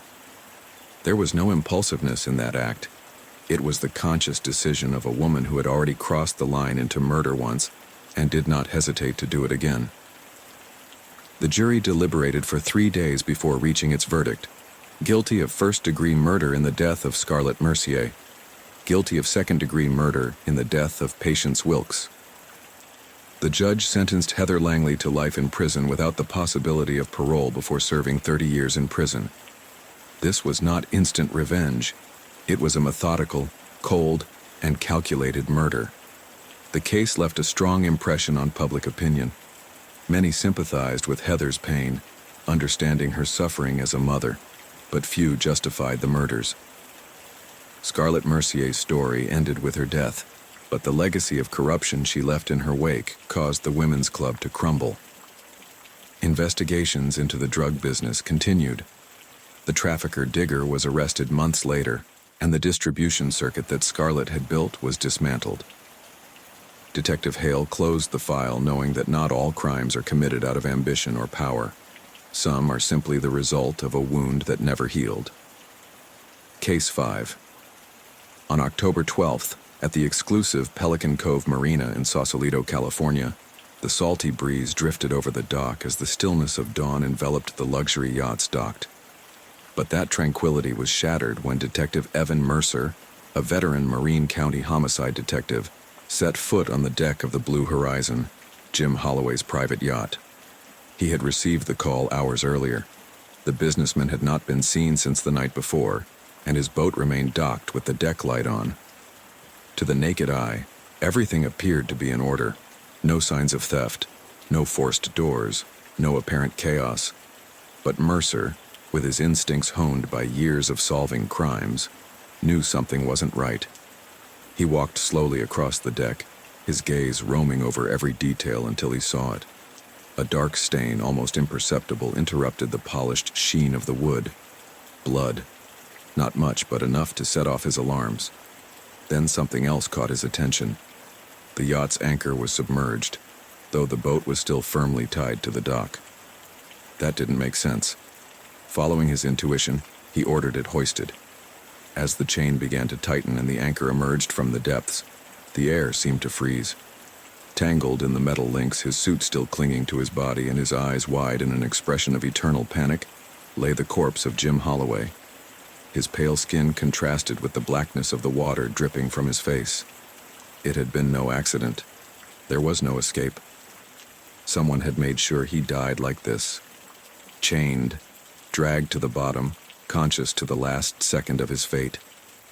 The murmur of the Navy turned into a sepulchral silence. Mercer exhaled slowly, certain that he was facing a meticulously planned murder. Holloway had not only been killed, he had been condemned, and whoever had done it had wanted him to suffer. Jim Holloway, 50, was the kind of guy who had built his empire from the ground up, transforming his vision into a tangible reality. As CEO and founder of Gaia Matrix, a software startup focused on artificial intelligence for resource management, his rise in the tech world had been meteoric. But with success also came enemies, secrets and shadows that hide behind every great fortune. From the outside, Jim was the charismatic businessman with an impeccable reputation and an exclusive circle of influential contacts. But Detective Evan Mercer knew that no one gets to amass a fortune of nearly $100 million without making sacrifices and treading on some dangerous ground. His personal life was as turbulent as his career. His brother, Keith Holloway, was his antithesis, a man with a carefree attitude, a history of drug addiction, and multiple arrests for substance possession. Keith had never been able to hold down a steady job, and although Jim had helped him on several occasions, their relationship was strained and rife with resentment. Then there was Catherine Stubbs Holloway, his ex-wife. Their divorce had been a scandal in California business circles. Jim was said to have left her for a younger woman, but court documents suggested a more complex story. Catherine had demanded a significant portion of her shares in Gaia Matrix, claiming that she had contributed to the company's growth in its early days. Jim had fought fiercely to prevent her from gaining control, and the court process had been brutal.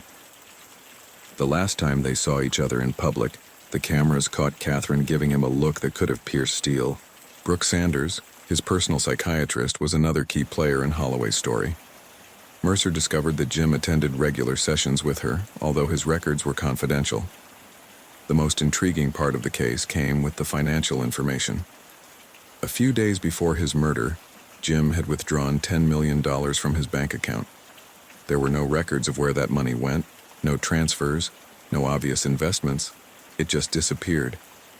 In addition, he was cooperating with a Securities and Exchange Commission (SEC) investigation. Mercer knew what that meant.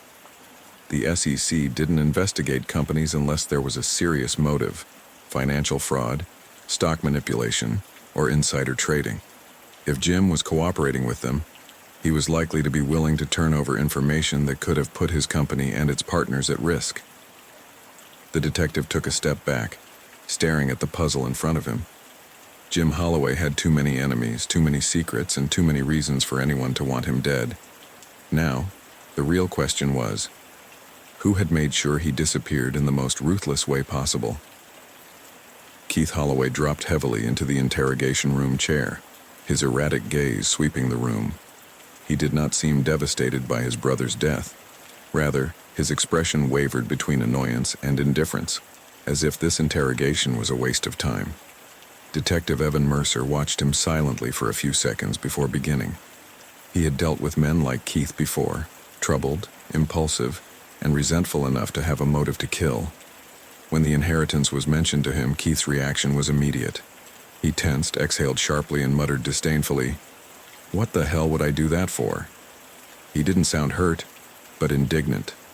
His brother, the man who had always thought him worthless, now had the gall to leave some of his money to charity, as if he wanted to send him one last message even after he was dead. The detective pressed further. "If you wanted the inheritance, you could have brought it forward." Keith snickered, but his jaw hardened. He shook his head and reassured himself that while he resented Jim's decision, he had no reason to kill him. After all, the money would eventually be his. When asked about his brother's close circle, Keith let out a sarcastic laugh before saying, "Ever since he started with that shrink, he's gone crazy." He was referring to Brooke Sanders. The relationship between Jim and his therapist had been a matter of speculation, but Keith spoke of her as having been a negative influence on his brother. He kept saying he had enemies everywhere, that someone wanted to see him fall. He became paranoid. His own alibi seemed flimsy. He said he had spent the night with a woman in a bar but couldn't remember her name. That made him an obvious suspect. But when police checked security cameras and interviewed bar staff, they confirmed that Keith had been there well into the early hours of the morning. His testimony was inconsistent, but the facts showed that he could not have been at the scene of the crime when his brother was killed. It was then that Detective Mercer changed his strategy. He asked him about the $10 million Jim had withdrawn before his death. Keith blinked, visibly confused, and denied knowing anything about it. But then, as if he had remembered an unimportant detail, he mentioned something else. He always wore a key around his neck. He never took it off. The air seemed to become thicker in the interrogation room. Mercer rested his hands on the table, leaning forward slightly. "Your brother's body didn't have any keys on it when we found him." Keith was silent. That piece of the puzzle changed everything. If Jim always carried that key with him, why wasn't it on his body when he was pulled from the water? Who had it now? The motive was clear: the money. But the real question was still unanswered. Who had made sure Jim Holloway could never spend it? When Brooke Sanders was escorted into the interrogation room, Detective Evan Mercer already knew he wasn't dealing with a respected psychiatrist or a grieving couple. He had an imposter, a woman whose identity was as fake as her relationship with Jim Holloway. Official records indicated that Brooke Sanders was 35 years old, but further investigation revealed something disturbing. That name belonged to a 64-year-old woman who had died years earlier in Arizona. Brooke sat with calculated calm, her expression unflappable despite what was to come. Her track record was beginning to reveal itself as that of a professional con artist, someone who changed identities like someone who changes clothes, slipping between circles of power, manipulating and disappearing when she got what she wanted. Under the pressure of cross-examination, he finally admitted the truth. He was not a psychiatrist. He had no training in mental health. Her credentials were a sham, and her degree didn't exist. She had infiltrated Jim's life for one purpose only: his money. He said he met him when Keith Holloway was in rehab, but not by chance. He knew who Jim was. She knew what he was worth. She had found a way to get close to him, gain his trust, and eventually become his lover. But what really mattered was not his story, but his ultimate goal: the $10 million that Jim Holloway had withdrawn before his death. When Detective Mercer mentioned the disappearance of the key Jim always wore around his neck, Brooke maintained her composure. But her answers began to be evasive. She couldn't explain why Jim had withdrawn that amount of money, or what he planned to do with it. She couldn't justify why, on the night of his murder, he didn't have his trademark key with him. Mercer knew what that meant. Brooke had been waiting for the perfect moment to seize Jim's fortune, and the only reason it hadn't disappeared yet was because the $10 million was still missing. The con artist was officially on the list of prime suspects. Her plan was clear. She had manipulated Jim, convinced him that he could trust her, and now everything indicated that her relationship with him was just another elaborate deception. What Mercer still didn't know was the extent to which she had been involved in his murder. Was she the one who chained him to the anchor, or was someone else in the equation? Detective Evan Mercer had seen enough financial crime to know that, in the business world, betrayal was as lethal as a point-blank shot. When his team discovered that Jim Holloway had been cooperating with the SEC on an investigation into Gaia Matrix, he knew he had to look inside the company itself. And there, at the center of it all, was Rick Hamilton, the victim's lifelong partner. Jim and Rick had known each other since childhood. Together, they founded Gaia Matrix. But while Jim was the visionary, the innovator who drove the company forward with new technological ideas, Rick was the man behind the numbers, the one who closed the deals, the one who understood the money game better than anyone else. It stood to reason that if the SEC had set its sights on the company, Jim wasn't the only one in danger. If he talked, everything they had built together could come crashing down. Hamilton was brought in for questioning. He was cooperative at first, confident that his relationship with Jim kept him above suspicion. But when Detective Mercer brought up the SEC investigation, the facade of calm began to crack. The key question was simple: what did he know about Jim's cooperation with the authorities? Rick claimed that Jim hadn't told him anything about it, but Mercer knew he was lying. Gaia Matrix was in the government's crosshairs, and there was no way Jim's business partner wasn't aware of it. Leaks indicated that the SEC suspected shady financial practices, shady money movements, and Jim had taken $10 million out of his account just before he died. The connection was obvious. But then another unexpected detail emerged. It was discovered that Rick Hamilton was in a relationship with Jim's ex-wife, Catherine Stubbs Holloway. What at first seemed like a simple coincidence began to take another form. Catherine had waged a legal war against Jim during the divorce, demanding a share of his shares in Gaia Matrix, but Jim made sure she didn't get anything significant. If she was now with Rick, that meant that two of the people who resented Jim the most were allied. Could it just be a sentimental thing? Or worse, had they planned something together? When asked about his alibi on the night of the murder, Rick claimed he had been at a meeting with investors, but there were no solid records to confirm his exact location during the key hours of the crime. The motive was clear. If Jim cooperated with the SEC, Gaia Matrix could go down, and with it, Rick Hamilton's fortune and legacy. If he had found a way to get rid of his partner while ensuring that his new partner, Catherine, would benefit from it, then he had even more reason to want to see him dead. Now, Detective Mercer had another name on his list of suspects. The key was to discover whether Rick had acted alone or whether someone else, perhaps Catherine, had played a role in the execution of a crime that had all the hallmarks of a carefully planned conspiracy. Detective Evan Mercer knew that, in a case like this, money and power were as lethal a force as a murder weapon. Jim Holloway's death not only meant the loss of a successful businessman, but also had profound implications for his company, Gaia Matrix. And if anyone had reason to worry about it, it was Rick Hamilton, his business partner and childhood friend. Jim and Rick had built Gaia Matrix together, but their roles in the company were different. Jim was the genius behind the technology, the visionary, the one who drove the company's growth with his intellect and ambition. Rick, on the other hand, was the business brain, the negotiator, the one who made sure the company turned a profit.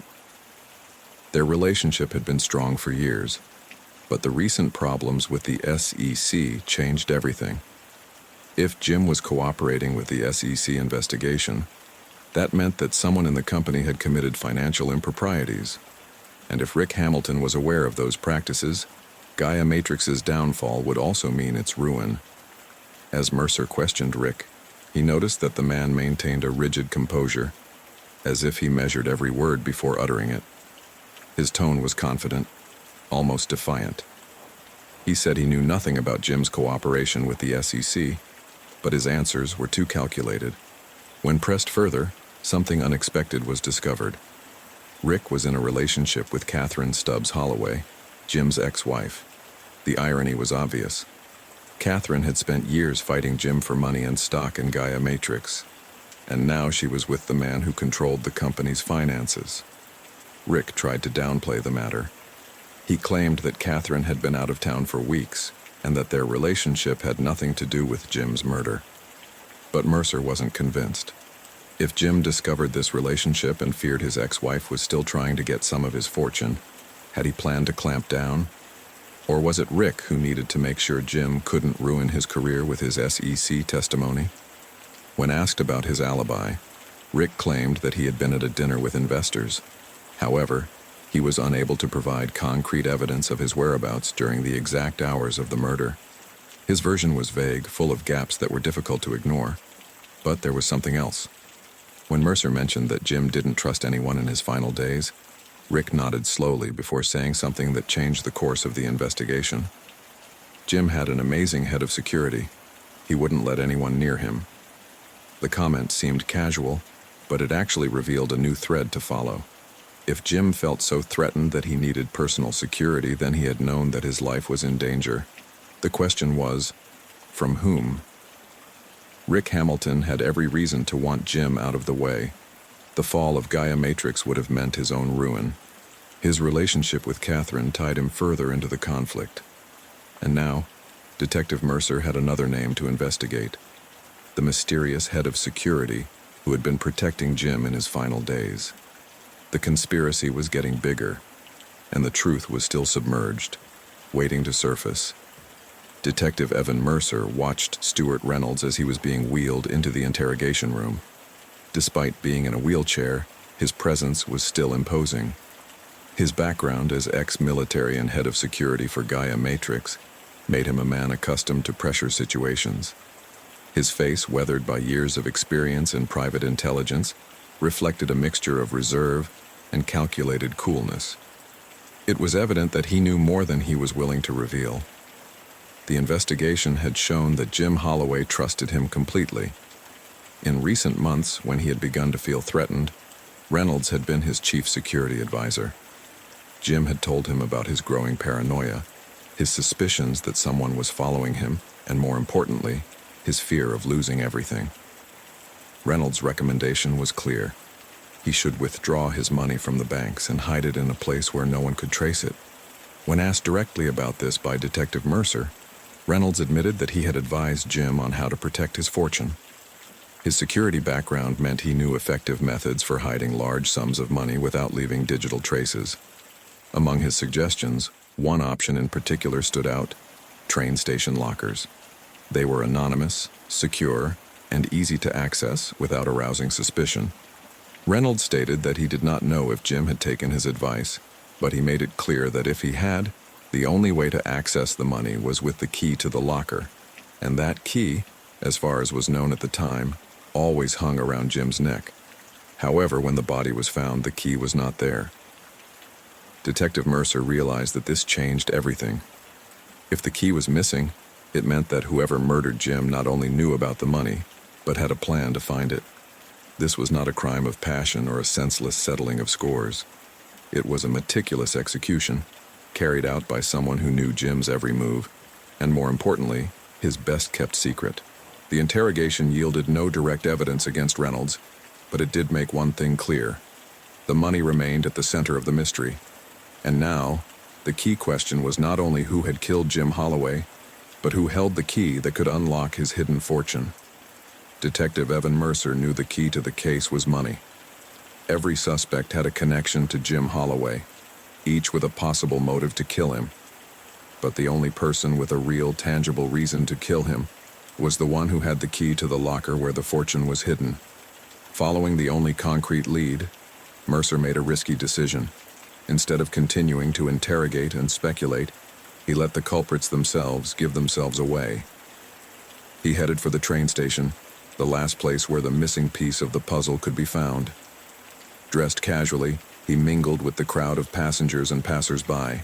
He kept his distance, watching every movement around him, waiting for greed to do its work. He didn't have to wait long. In the crowd, he saw a familiar figure approaching the lockers. Brooke Sanders, the supposed psychiatrist, Jim's mistress, the con artist with a false identity. With cautious steps, she looked around, making sure no one was following her. She pulled the small gold key from her pocket and inserted it into the lock. The sound of the mechanism turning confirmed that she had found what she was looking for. But just as she grabbed the bag from the locker and was about to leave, a shadow moved swiftly through the crowd. A man appeared out of nowhere, snatched the bag from her hands and ran toward the station exit. Brooke reacted with surprise and fury, shouting to stop him. But her reaction was not as quick as Detective Mercer's. With an instinct honed by years of chases, Mercer lunged after the man. Amid pushes and shouts from passers-by, he managed to catch up with him near the exit and tackled him to the ground. Several people stopped to watch the scene, shocked by the brutality of the struggle. When Mercer turned the man around to see his face, the surprise was absolute. Stuart Reynolds, the supposed invalid, the man who had spent the entire interrogation in a wheelchair, was walking. The scene froze for an instant. Reynolds tried to struggle, but he knew he was cornered. His legs trembled slightly as if he was using his musculature after a long time without doing so, but he was clearly not an invalid. It had all been a bluff. The detective looked at the bag Reynolds was holding with desperate force. He didn't need to open it to know that inside was the $10 million. The motive for the murder had been confirmed. Jim Holloway had been murdered by someone he blindly trusted, someone who was supposedly incapacitated, someone who had played his last card betting that no one would suspect him. But now, the game was over. Detective Evan Mercer observed Stuart Reynolds sitting across from him in the interrogation room. This time there was no longer any trace of the imposing and serene man he had shown during their first meeting, without the wheelchair that had protected him with his false image of vulnerability. His confession was meticulous, almost emotionless, as if he were recounting a failed operation. Jim Holloway had begun to suspect that someone wanted him dead. For weeks his paranoia had grown, to the point where he relied solely on Reynolds for advice about his safety. That's when Reynolds recommended that he withdraw the money from his accounts and hide it in a safe place. He convinced him to use the lockers at the train station as a hiding place, an option he himself had suggested with the intention of making sure he knew exactly where to look when the time came to act. But what Jim never knew was that Reynolds wasn't planning to protect him. He planned to betray him. On the day of the murder, Jim was on his yacht, convinced he was safe. Reynolds arrived with the excuse of talking in private and, in an oversight, attacked him. Jim had no chance to defend himself.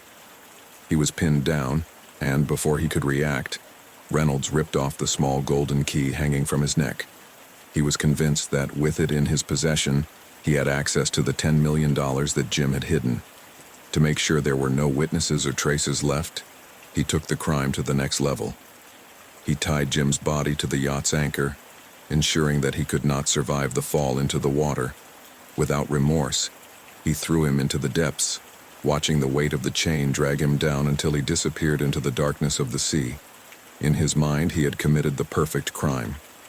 There would be no witnesses, no immediate evidence, and, most importantly, the money would be his. But his plan had a fatal flaw. What Reynolds didn't know was that Brooke Sanders had already exchanged the real key for a fake one.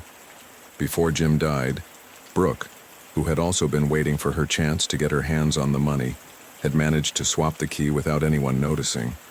So when Reynolds tried to use the key to open the locker, he angrily discovered that it didn't work. Desperation consumed him. He knew the money was there, but without the right key, he had no way to access it. So he did the only thing he could do: wait. He knew that sooner or later Brooke would return to the station to retrieve the money, and when she did, he would be ready to take it from her.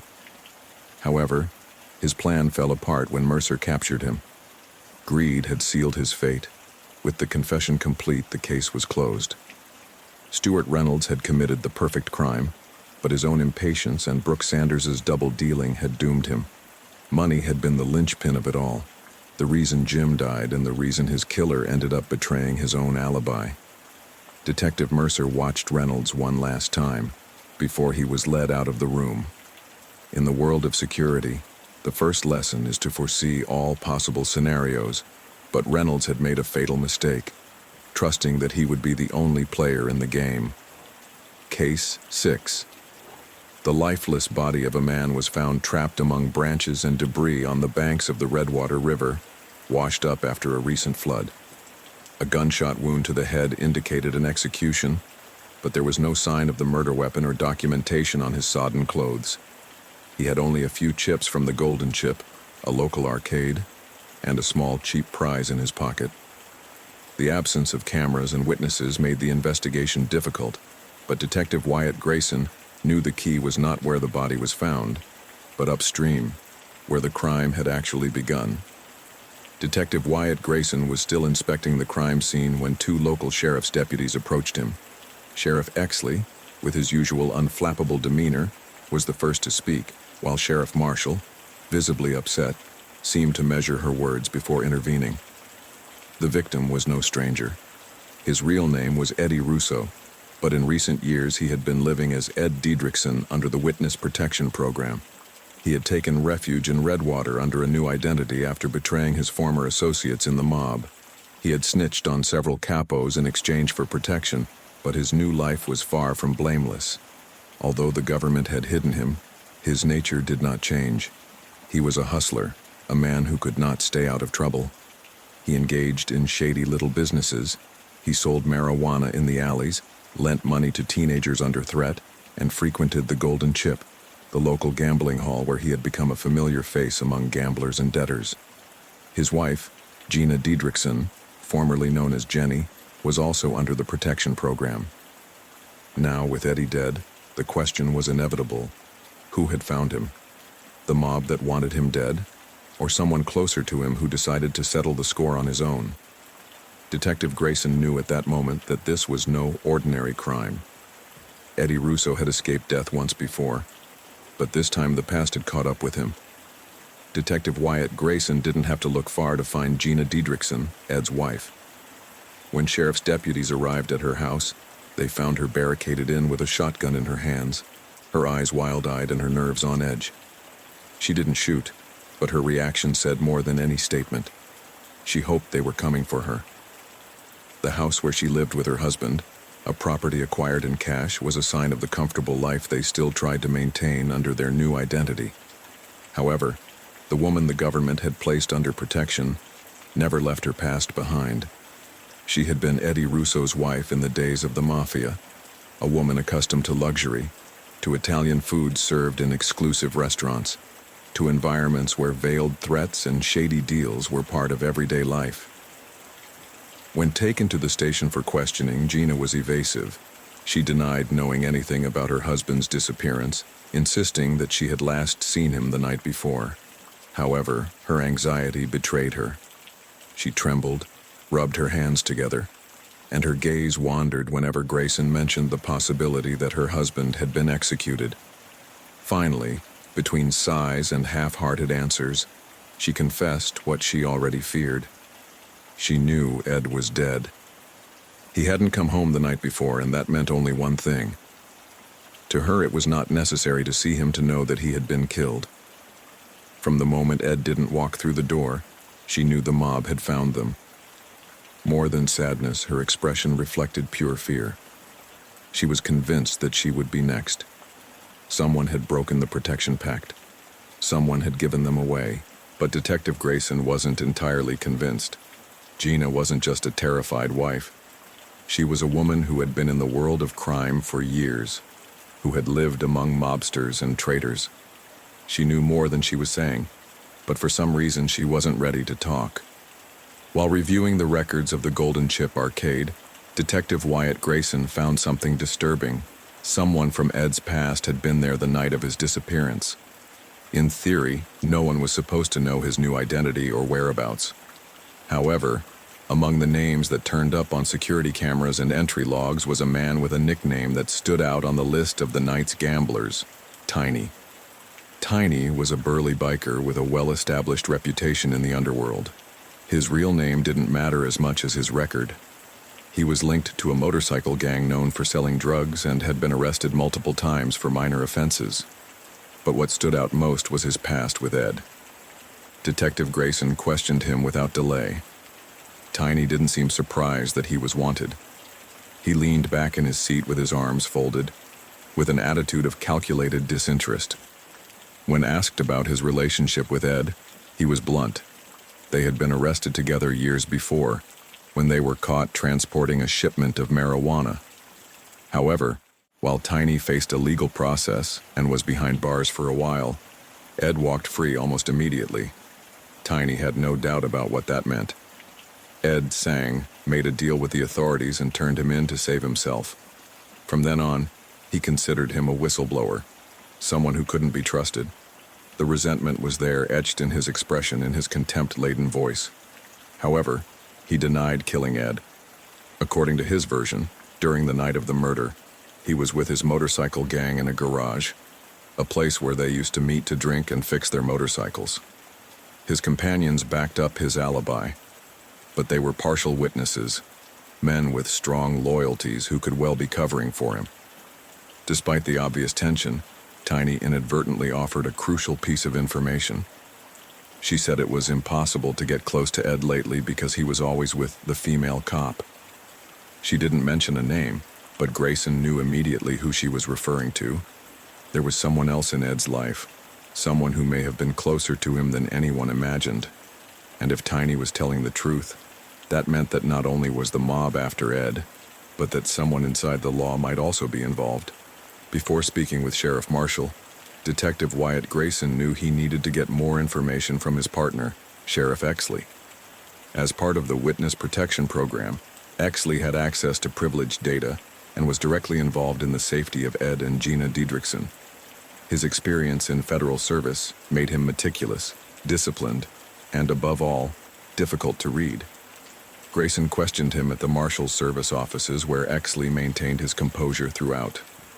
His answers were firm, without hesitation, as if he had already gone over every possible question in his mind before it was asked. He assured that he had no knowledge of any leaks in the program, and that in theory, no one should have known that Ed Russo was in Redwater. Tiny's presence in the game room indicated that someone broke protocol and let the information slip, but Exley denied any responsibility for it. However, there was another line of investigation that the detective could not ignore: rumors about the relationship between Sheriff Marshall and Ed. Several accounts indicated that Ed and Marshall were spending too much time together, and that there was some tension between her and her partner Exley. Could it be jealousy that motivated the crime?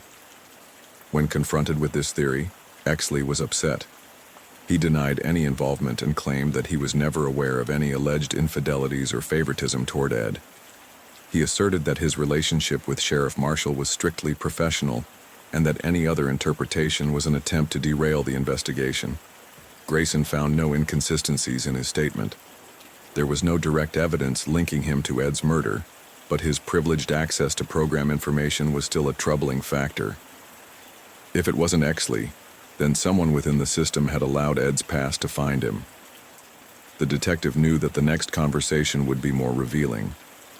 Sheriff Marshall was the key, and with or without her cooperation, the case was getting closer and closer to being solved. Before Detective Wyatt Grayson could question Sheriff Marshall, he received an urgent call that changed the course of the investigation. The sheriff had been found in her car, nearly unconscious with signs of an apparent overdose. The vehicle was parked in a secluded area, as if she had wanted to avoid being found. On the passenger seat, there was a hastily written note with a simple message, "Sorry." At first glance, it looked like a suicide attempt, a desperate act driven by the pressure of the case or the weight of a secret too great to bear. The paramedics acted quickly and managed to stabilize her before it was too late, but she still wouldn't wake up. As medical personnel struggled to save her, her partner, Sheriff Exley, was quick to share his own theory. It was the mob eliminating loose ends. For Exley, there was no doubt that the organization Ed betrayed had finally caught up with them. Ed had been the first to fall, and now Marshall, possibly by being too close to the truth, had been next. The message was clear. No one was safe. Grayson, however, was not so convinced. The apology note, the way she was found, the fact that she was still alive, it all seemed too neat. If the mob had wanted her dead, there would have been no chance to save her. If Marshall survived and woke up, maybe he would have the answers the detective needed. But in the meantime, the line between victim and suspect was getting thinner and thinner. Against all advice and with the pressure of the case on his shoulders, Detective Wyatt Grayson drove into the mob-controlled area. He carried no backup, didn't ask for permission, and didn't wait for a warrant. He knew that if he wanted answers, he had to face one of the most feared names in organized crime, Sonny Battaglia. Battaglia, a former mafia boss who had retired from the most violent business, spent his days playing golf at an exclusive private club. At almost 70 years old, time had taken away neither the arrogance nor the aura of danger that surrounded him. He still controlled the shadows, even if he was officially no longer involved in the old life. When Grayson arrived, Sonny greeted him with a smirk, as if seeing a detective on his turf was just another entertainment. He asked no questions, showed no nervousness. He was too used to interrogation to be intimidated. When Grayson confronted him with Eddie Russo's death, Sonny didn't deny his hatred for the man who had betrayed his organization. He admitted that, had he known earlier, he would have celebrated the news with a nice scotch, but he wouldn't bother getting his hands dirty with someone who no longer meant anything to him. He claimed that his people no longer had any reason to pursue Eddie. He had eliminated him from their concerns the day he testified. For him, Eddie Russo was already dead from the moment he entered the witness protection program. There were no recent links between Battaglia and Ed. No calls, no meetings, nothing to suggest that the mob had hunted him. Everything Sonny knew about Eddie's death he had heard from a third party, just another rumor within the criminal world. With no evidence to incriminate him, and a sense that Battaglia hadn't really lifted a finger in the murder, Grayson realized he was chasing the wrong lead. If the mob hadn't killed him, then the killer wasn't coming from Ed's past, but from his present. The real threat was not a former crime boss playing golf. The danger was closer than I thought. The case seemed to get lost in a maze of suspects and old betrayals. The mob was no longer an option. Sonny Battaglia, for all his cynicism and arrogance, had no reason to lift a finger against Eddie Russo. So who had done it? The answer came when Sheriff Marshall awoke in the hospital. Although she was still weak from the induced overdose, her first words were not of confusion or regret. Someone had attacked her. Her suicide attempt had been staged. Her voice cracking, she explained that she had felt a pressure on her neck, a sudden dizziness before she lost consciousness in her car. She didn't remember much else, but she was sure of one thing. Someone wanted to kill her and make it look like suicide. Suddenly, everything clicked in Detective Wyatt Grayson's mind. The pieces of the puzzle that had seemed scattered began to take shape. The motive was not revenge, it wasn't money, it wasn't score settling, it was love. The detective mentally reviewed the connections he had overlooked. The relationship between Ed and Sheriff Marshall. Detective Wyatt Grayson didn't hesitate. After putting the pieces of the case together, He gave the order to arrest Gina Diedrichson. For days, the woman had played her role to perfection, the terrified widow, the wife waiting to be the next victim of the mob. But the truth was darker. She wasn't next on the list. She was the killer. In the interrogation room, Gina tried to maintain her mask of disbelief, denying any involvement. But the accumulation of evidence was undeniable. The witnesses who saw Ed get into a car the night he disappeared, the inconsistencies in his alibi, the irrational fear that the mob would find her when in fact there was no indication that they were after them. Finally, the pressure was too much. He confessed. She said she had followed Ed the night of his disappearance. She knew he had a double life in and out of the witness protection program. Her paranoia grew as she began to suspect that Ed had resumed his old ways, his flirtations with other women, his dirty business. One of those rumors involved the sheriff. The idea that Ed might be having an affair infuriated her. But what really terrified her was that her husband might be secretly negotiating her freedom, betraying her, involving her in another dangerous deal. That night she followed him. She confronted him on a little-traveled road outside the house. They argued. The shouting escalated. He tried to calm her down, but Gina wouldn't listen. Fear and anger blinded her. She pulled out a gun and fired. A single shot to the head. There was no turning back. He disposed of the body by carrying it to an area near the river. He knew the current was high from recent rains and trusted that the water would wash it away, concealing the crime. There was no elaborate tactic, just the desperation of someone who could see no way out. The river didn't carry the body as far as she had hoped. And although suspicions were initially directed at the mob, Tiny, Sheriff Marshall, and even Exley himself, the truth was in front of everyone from the beginning. Gina was not a victim. She was a betrayed, paranoid, and dangerous woman. Her fear of the mob blinded her. Her fear of Ed made her shoot. With his confession recorded and each piece falling into place, the case was closed. The river that she thought was her best ally became her worst enemy. Gina Diedrichson's trial took place amid moderate attention, overshadowed by the shadow of the mafia and the victim's murky past. Although her defense tried to argue that she acted out of fear and desperation, the prosecution presented her crime as an act of anger and jealousy, pointing out that there was no imminent threat against her life, but a premeditated murder. The taped confession, the lack of evidence linking the mob to the crime, and evidence that Gina had intentionally diverted attention to other suspects weighed against her. The jury deliberated for less than a day. Gina was convicted of second-degree murder. The judge, considering her attempt to cover up the crime and her apparent lack of remorse, sentenced her to 25 years in prison without the possibility of parole on the first 15. When the sentence was read, Gina showed no emotion. There were no tears, no pleading, no anger, just a long sigh, as if finally accepting that her fate was sealed. Detective Wyatt Grayson attended the final hearing. As she was escorted out of the courtroom, she wondered if Gina had killed Ed out of love, fear, or a mixture of both. But in the end, the motive didn't matter. All that remained was the immutable fact that the river had not erased his crime, but had dragged him to justice.